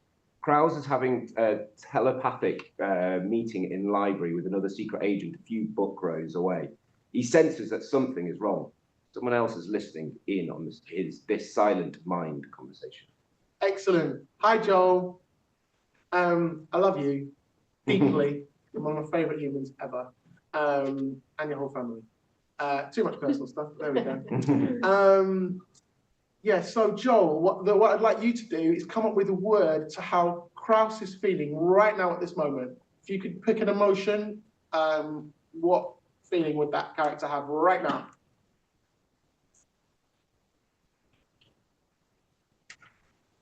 Dread, very good. Don't judge it. Thank you, Joel. Perfect. Judge dread. My favorite. Okay, that will do. Can you all do the same, please? Think about what's your character feeling right at this split moment. They could tell Jeff the psychotherapist right now.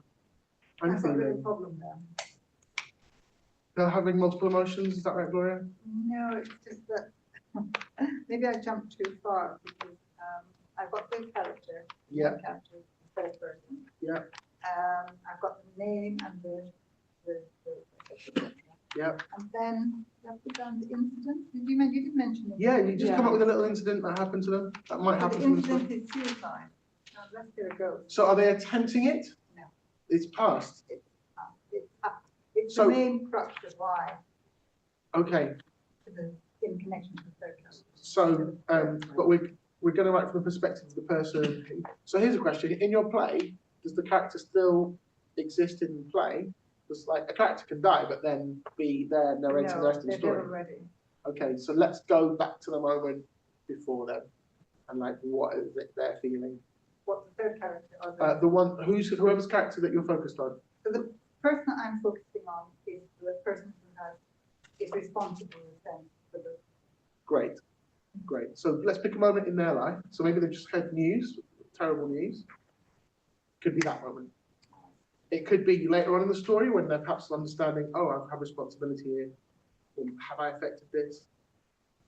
So pick a moment.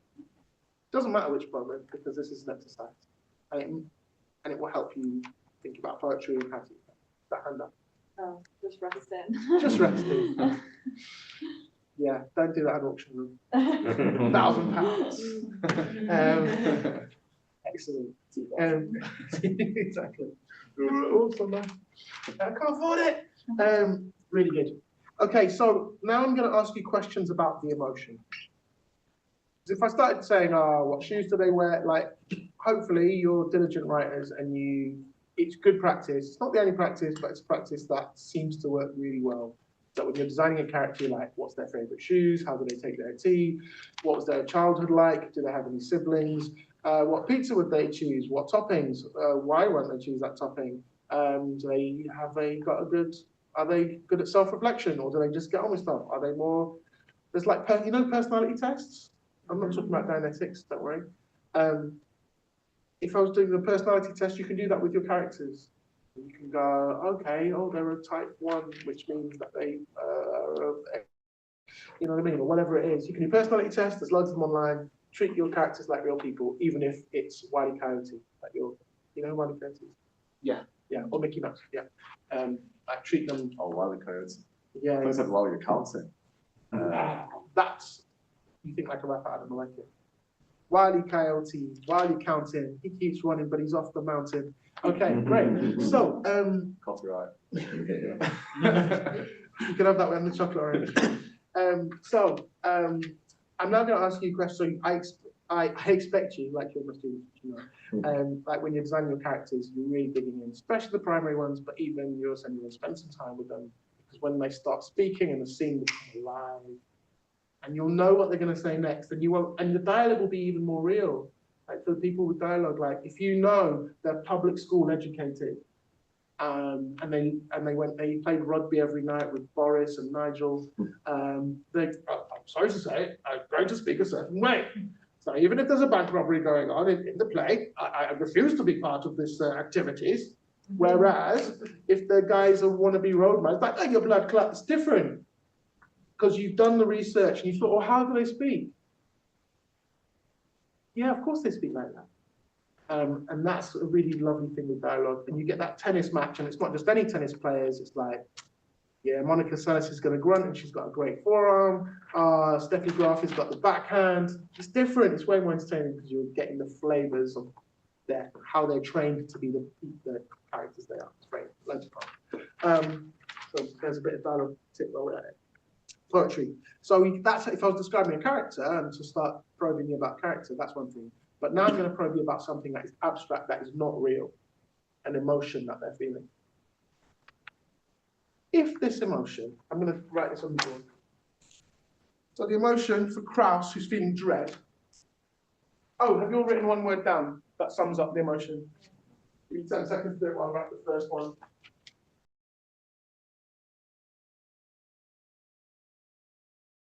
What color is the emotion? Now you could be like, is obviously vomit color. Or you could say it's the darkest black. Or you could say it's the color of black treacle falling from someone's eyes. Gross, right? So you can be as detailed or as simple. You feel like, oh, they're falling in love. They feel joy. Joy is my emotion. Joy is obviously sky blue. Sky blue, done. Well done. Or you could go into more elaborate things. It's a shimmering silver across a lake. It's the color of shimmering lakes. So number one is color. Go. You have 15 seconds to comply. What if you can't? Yeah, I can't. I've got frustration. What's your emotion? Frustration. Oh, ha, ha, ha. What color's frustration? Well, I think maybe red because you can get angry, but I think that's more anger. It says here in my book here that frustration can be red. It's up to you. But in my book it says anger is red. Okay, so you know it's reddish. So is it brighter or darker than what the red that you're imagining? Oh, okay, I see. It's a shallower red than the anger red. Right, shallow red. Boom. That's a poem. Well done. Okay. That's very poetic. That's the red can't be shallow, by the way. So that's why you're writing poetry. You're coming up with word sandwiches. Peanut butter doesn't go with jam. Yes, it does. Ice cream with mint. Yes, it can. I thought mint was for lamb. Lamb and mint, amazing. Okay, so that's colour. Number two. The word has been caught. The emotion has been caught. And it's been squished and compressed together to its very essence and deposited in a small glass bottle with a cork on the top. Little shake. Sticking in the ground, burying the bottle under the ground, leaving it there for about 2 years and 17 days. When I retrieve that bottle from the ground, the scent of that emotion that has been condensed and compressed to its very essence will create a perfume with a unique flavor, a unique scent, a unique aroma as he stands on his MacBook Pro, destroys his life savings.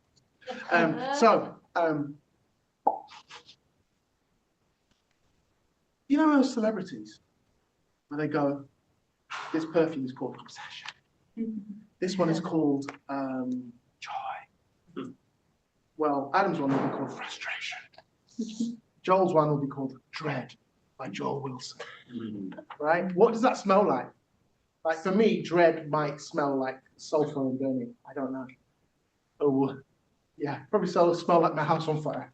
I really don't want to come home to that smell. Right? Oh, burning flesh, horrid. Yeah. Whereas joy, it might be, well, you know, happy all the Haribo. It might smell like I've stumbled into Willy Wonka's sweet brothel. Wonderful. Oh my God. We don't make sweet chili, but love is sweet. Okay, so dark. It's all wrong. It's a children's show. So yeah. So hopefully you have a perfume, which I'll write there. Perfume. Are you meant to give out a perfumey name? Piss. Yeah, it can be piss. Awesome. It can certainly be piss. Yeah. Fingers. Can you run your fingers through this word? What's the sensation you get on your fingers? Electric shock. Oh, crap. Actually, you can't put your hand through it. It's made of metamorphic volcanic rock, black and glassy and shiny. I thought, like, damn, I can't even get my hand through it. What's the sensation on your fingers? So, colour, perfume, fingers. Number 4, 3 a.m. 3 a.m. Duvet. Power out. Power outage. Complete blackout. You've got your duvet, you're safe. But outside your window, even though it's double glazed, hold on, you can hear the noise from that word is emanating from that word. If it's joy, 3 o'clock in the morning, that's total black. So all you can do is use your ears. Joy is what? Or is it acceptance? Or is it dread? If there was hearing dread outside your window at 3 o'clock in the morning, I'll call that on 3 a.m. What would you hear at 3 a.m. if this noise was outside your window making the noise? That'd be a noise. So what's so frustrating? What's the noise of, so for Adam, what would be the noise of frustration? Oh, shall I write 3 a.m. noise? 3 a.m. noise, that will help. It has to be a noise rather than a word. No, it's making a noise. The word is making a noise. So for Adam, frustration makes a noise. What is the noise that frustration makes? It's an so we're abstracting out from the situation and thinking in a metaphorical way. What's the title? Noise. Call it noise. So number 4 is the 3 a.m. noise. Okay. Which means number 5 is obviously Taste. Taste. Wrong. It's weather. Yeah, I was going through the 5 senses, but we're not. We're going to do, we're actually going to do movement. How does it move? So frustration doesn't glide, doesn't fly. It gets the 33 to Leeds bus station. It's going to change, but no bus comes. Yeah. Right.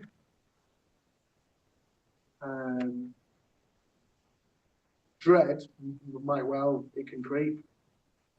It might fly. It might block out the sun.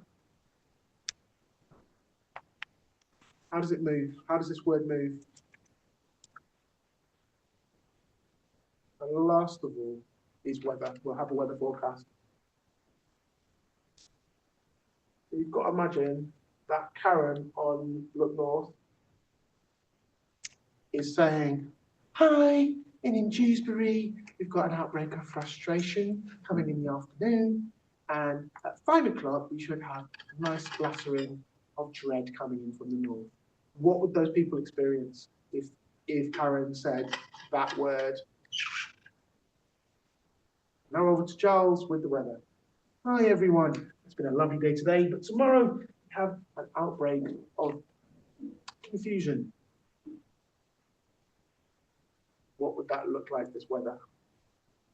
I think that would do. There's about 1 million questions I could ask you, and all of them have the purpose of abstracting what is an emotion into various types of imagery. You've just created imagery.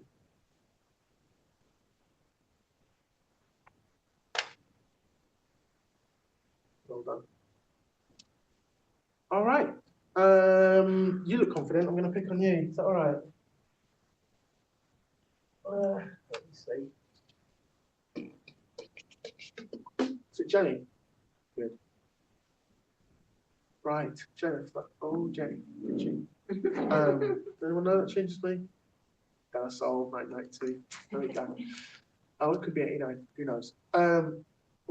Jenny, what I'd really like you to do, if you're up for it, is to just simply read out your answers with no context. So for me, it would be orange like an orangutan, the smell of the happy world of Haribo, it would feel rough, coarse, but pleasurable. Justin Bieber falling down the stairs, get the number 33 bus, change and go to Wakefield, and the weather report would be sunny, right? So that's what I'd say. But I wouldn't have to explain, oh, this is the colour. I'd just say the thing. Is that okay? Don't tell us what the emotion is. Thank you, Jenny. The navy dark blue of the depths of the ocean. ice menthol vapor, tangled hair, the constant cry of a teething baby,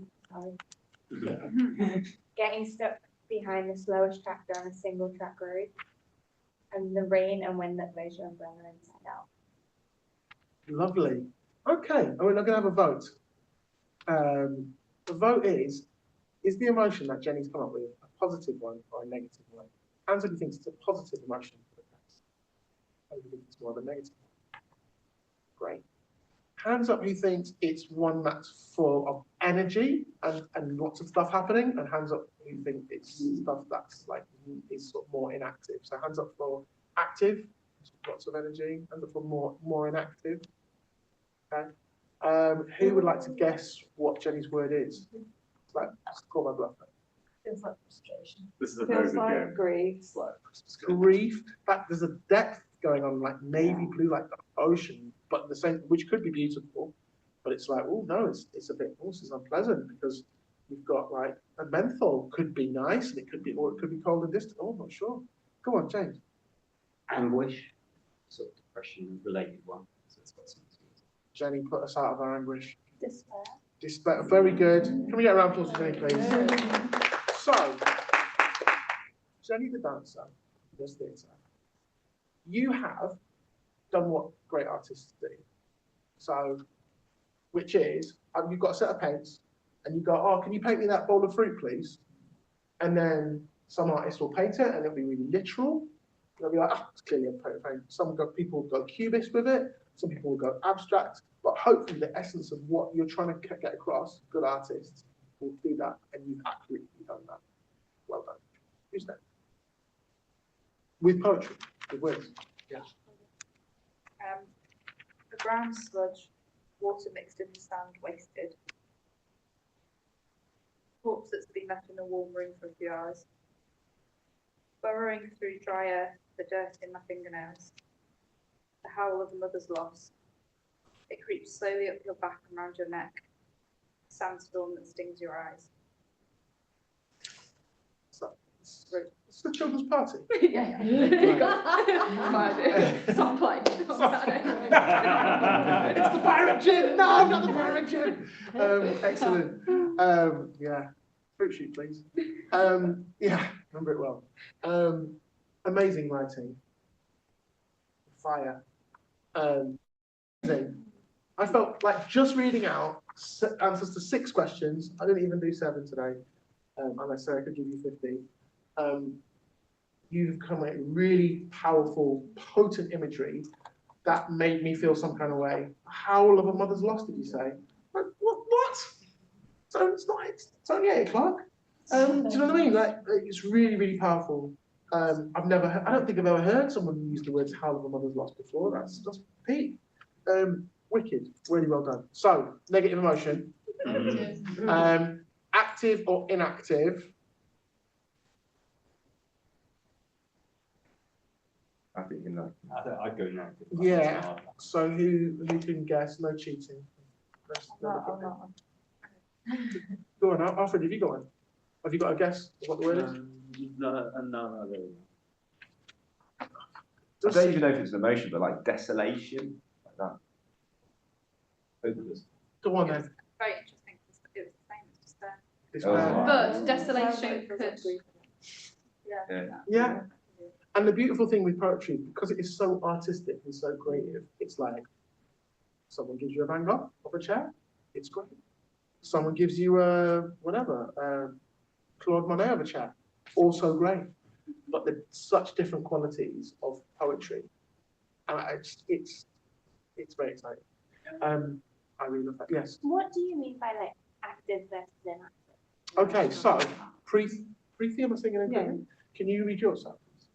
Oh, Rosie. Not just the answer. Do you know the answer? Did you do 6 answers? Oh, yeah. So just without telling us what the word is, Yeah. just read out the answer. So colour. Red, the color of vermilion powder, traced along the parting of a woman to claim her as his property. Perfume. The smell of tobacco and ash. Fingers. How did it feel? gritty like the sand that's stuck in your trainers and will not go away. The noise, sound away. The hailstones rapping at your window pane. The movement, how does it move?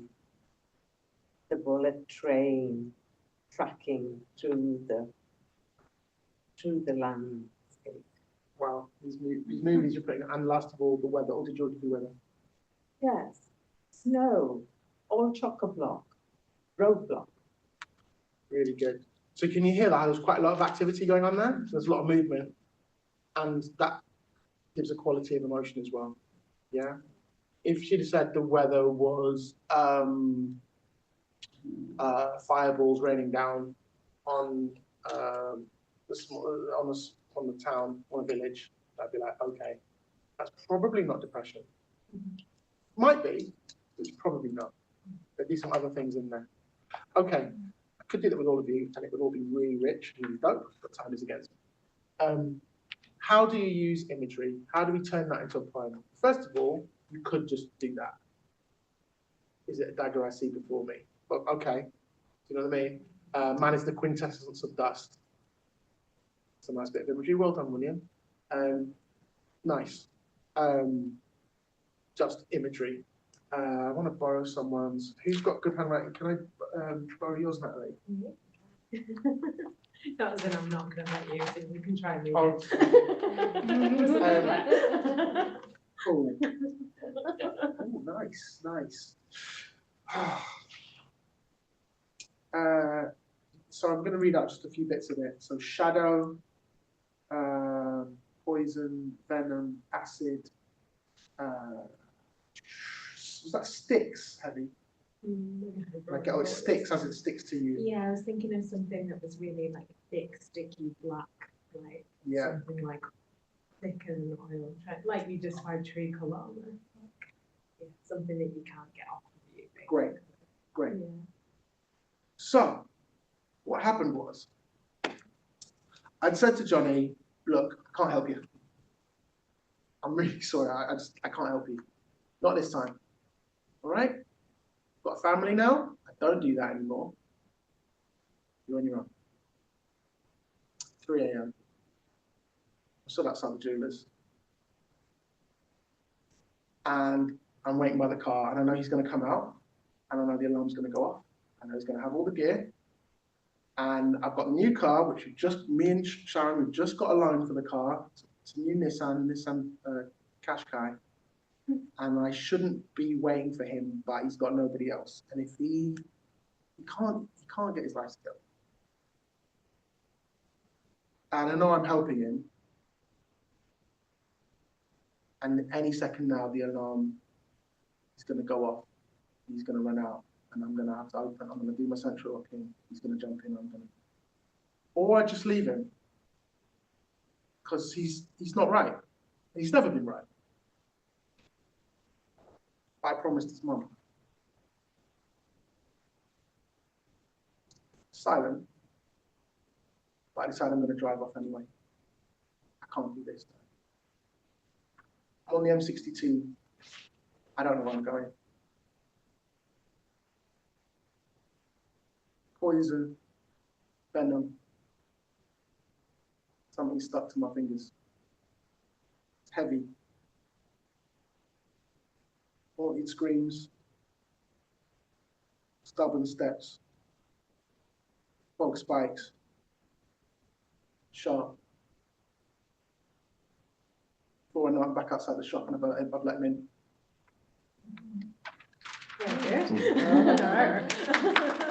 For that, I literally just stopped talking and I just read out your imagery. And because of where we set it up, all of a sudden that imagery is like, oh my gosh, and like your character, oh my gosh, with your imagery, sister, oh my gosh. You could just stop the play and read that freaking list out, and everyone would be like, if you set it up right. Do you know what I mean? How have a mother's lost and standard? Oh my gosh, getting in your eyes and and if you ordered it and stuff like that. So that's one way of doing it, is literally just write a poem. And you haven't even put the effort in, you just use imagery. Then there's threading it through and actually making it make sense. All right, so it's something like, so in K Tempest Wasted, we have these characters that are wasting their lives and never never trying to change their lives, just content to live a boring life, and they're unhappy. They're constantly compromising their life and never achieve their dreams. I've always wanted to go to Peru, never been, right? Never even tried saving up. Oh, let's just go do some coke tonight. Get that, right? And in between, you have this chorus in Greek style, where all of a sudden the actors burst into poetry, and they say, "We're doing this, and we're doing that, and we're doing this, and we always dream of this, but we end up doing that, and we're da da da da da da." It doesn't even rhyme, I don't think. You could easily do that. All of a sudden, the character starts speaking in a heightened voice, or some other characters, or all the other characters join together. Has anyone seen the film Magnolia? With Tom Cruise. Tom Cruise's best film. Sorry, Mission Impossible fans, it's true. Where halfway through the film, all the characters stop and they all sing a song. And they're all having all a crisis moment in the story. So-and-so's dad's dying, so-and-so's addicted, so-and-so's lost his gun and he's a police officer and he's probably going to lose his job. And all of a sudden, they all just start singing. And we have a heightened moment and our heart breaks for them all. Many options of using different types of poetry. So that's one way of doing it. I was going to show you some diegetic poetry. There's a poem play at the moment at the Royal Exchange called Liberation, which you must get tickets for. I'm sorry, but it's true.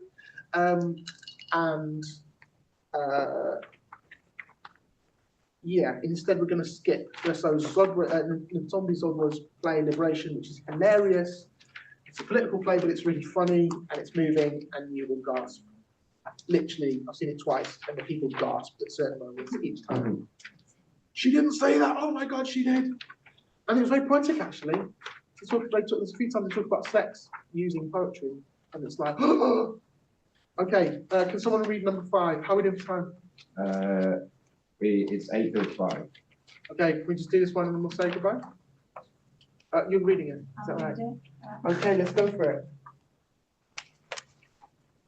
I will remember the feeling of sunshine on my back on a beach on the south coast of Wales.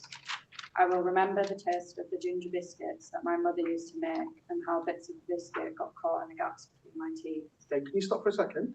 Question to the group, is this poetry? Yeah. It's got repetition. It could be. There's a sense of, because of the repetition, it gives a sense of rhythm. It's not written by a poet, but continue. I will remember my mother and her smell and the smell of her jumpers, and how when I was a little girl, I would always like to wear her jumpers if I ever got cold, and I did. I did get cold. I did. I will remember the colours in her eyes. Sometimes when I looked deeply into those eyes, I could see the flecks and the flashes in colours and the way the light fell on her face. And the day that she left home. At the exact moment that I die, the rain will start to pour all across the north of England, from Blackpool to Durham. It will fall suddenly. It will be torrential. It will seem to come from nowhere. It will seem to rain without there being a cloud in the sky. Meteorologists will be astonished. There will be no warning. For one clear moment when I die, I will see exactly what is going to happen to the rest of my family for the rest of their lives and to the rest of the town and the rest of the country and the whole of the world, and there will be nothing I can do to stop it. 3 months ago in a travel lodge in Bristol, my daughter, as she tied a belt around a light fitting and tested its strength with as much weight as she could, and she tied the belt into a noose. Where's my phone? I can't find my phone. I need my phone. Can you help me? I'm sorry. Have you got any money? I need to borrow some money. I need to find my phone. I'm terribly embarrassed. The song started. The music stopped. The credits are rolling. Hold my hand. Sign here. Sign here. Sign here. Sign here. And here. Don't go. Breathe in. Oh, right? So powerful. Right. So I think Simon considers himself a poet for years. But you can see the poetic qualities there. That's an opening monologue of Light Falls. And the character comes on stage and describes her death. She's an alcoholic who has some sort of medical emergency in the middle of a car and stop. And she's talking about going, and all of a sudden she goes into this. And we get a life or death moment, and it's because of the heightened language. She doesn't go, I fell over, they called the A&E, da-da-da-da-da. She might do that. But instead, I will remember the feeling of what? Well, we're now whisked up. We're not third person, we're first person, and she's experiencing like, whoa, this is what happens when the mind shuts down, or this is, we don't know. But we have that sense that something spiritual is happening, something or supernatural, something weird is happening anyway. I flipping love this play. And all of a sudden, the credits are rolling. What? Is she just making slang like, oh, you know, I was watching it, oh, Man United lost again. Credits are rolling, let's go to the car park, lads. No, like the credits are rolling on her life. So it becomes even more like the stakes get higher. Hold my hand, this idea that you're signing a contract as you're dying, sign here, like this is crazy poetic. And even don't go, who's she talking to? We don't know. But she's saying it's live, the performer's saying that don't go, breathe in, which we all of a sudden life becomes precious to us because of a poem. We're like, bloody hell, our families are precious, okay, these relationships are precious, these things are messy, this is complicated, we don't have all the answers, we're trying to grasp onto this life. So I think this is a great example of the other use of this poem, which is what I've tried to do with you, which is you can break into heightened language because this is a climactic moment in a play. It could be an early climax, it could be a late, it could happen several times through. At the end of Brand New Ancients, there's a chase. There's Kay does a thing which is the sort of the third act of Return of the Jedi, where you've got Luke Skywalker and Darth Vader doing one thing over here, and at the same time the rebels are on the moon with furry creatures over here, and then there's some other people in space with laser ships, and they've all got to accomplish their tasks, otherwise the baddies win. And Kay manages to go between the three different narratives. And there's one guy who's missing, who's found himself in a strip club, and he's not the kind of guy, he hates strip clubs. He's in there to impress his boss and love a bunch of wankers, not my friend. And he just gets a feeling that he needs to go to be with Gloria. In fact, the character called Gloria, and Gloria works at a pub, and he's about to be assaulted by two men in the pub. He's got a feeling on the back of his neck, and you're like, will Tim, I forget the name of the character, get to the pub in time to help Gloria? He doesn't. But the poem has, because it's just language, you can go, right now we're in space, now we're with the fairy creatures. Now I remember my mother's Sunday roast and plantain, that's where I'm from. It's half of me's from. You know, so poetry can do that. And I can remember the thrill of just Kate telling a story and going, and so, and now he's catching the tube, and he's on the Northern Line, but it's been delayed. And then the amazing thing when you realize that Gloria saves herself. Amazing. Amazing play. She doesn't need a man to save her. She's got the divine within her and she saves her. It's beautiful. My offer to you is to play and to see what happens, to have shallow red, to mix things together that you don't think go, play with form. It could be a total like, oh, we're having a break, like a musical. Something that musicals do and why heightened language often works is like, when we go into heightened states, let's say we burst into a song like Elsa, there is an end point, like any scene, a beginning point and an end point. Your character has to move from one state to another. It could be like at the beginning of the play, this character moves from life to death. This character also moves from being just thinking about themselves, so all of a sudden thinking about something much bigger than themselves. By the time you get to the end of this section, they are one with the cosmos. You know, it's very beautiful. For Elsa, she's alone and afraid and ashamed, and by the end of the song, she is proud and she stands in who she is. That's what, in terms of drama, that's a big difference between just writing a poem about, oh, the nice day we had. But even then, the dopest poems often take you on a journey from like, oh, this was a nice day with my kid, and it's reminded me, it's taught me something, normally, in a good poem. crimes can be good for lots of reasons. So just be conscious that when you're using this heightened language and you're breaking into poetry, you can do that. And the other way to do it, which is the last thought, I'm sorry I'm running over so much, is to smuggle your poems in without realizing it. People do that in real life all the time.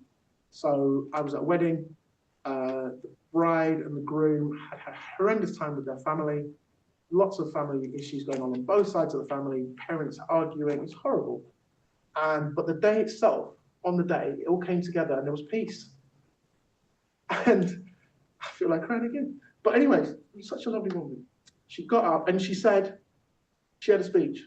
And she went, and she just didn't use a speech. And she went, but I just feel like I've been given some magic beans. And she cried, and we all cried. For anyone that knew all the shit that was going on behind the scenes.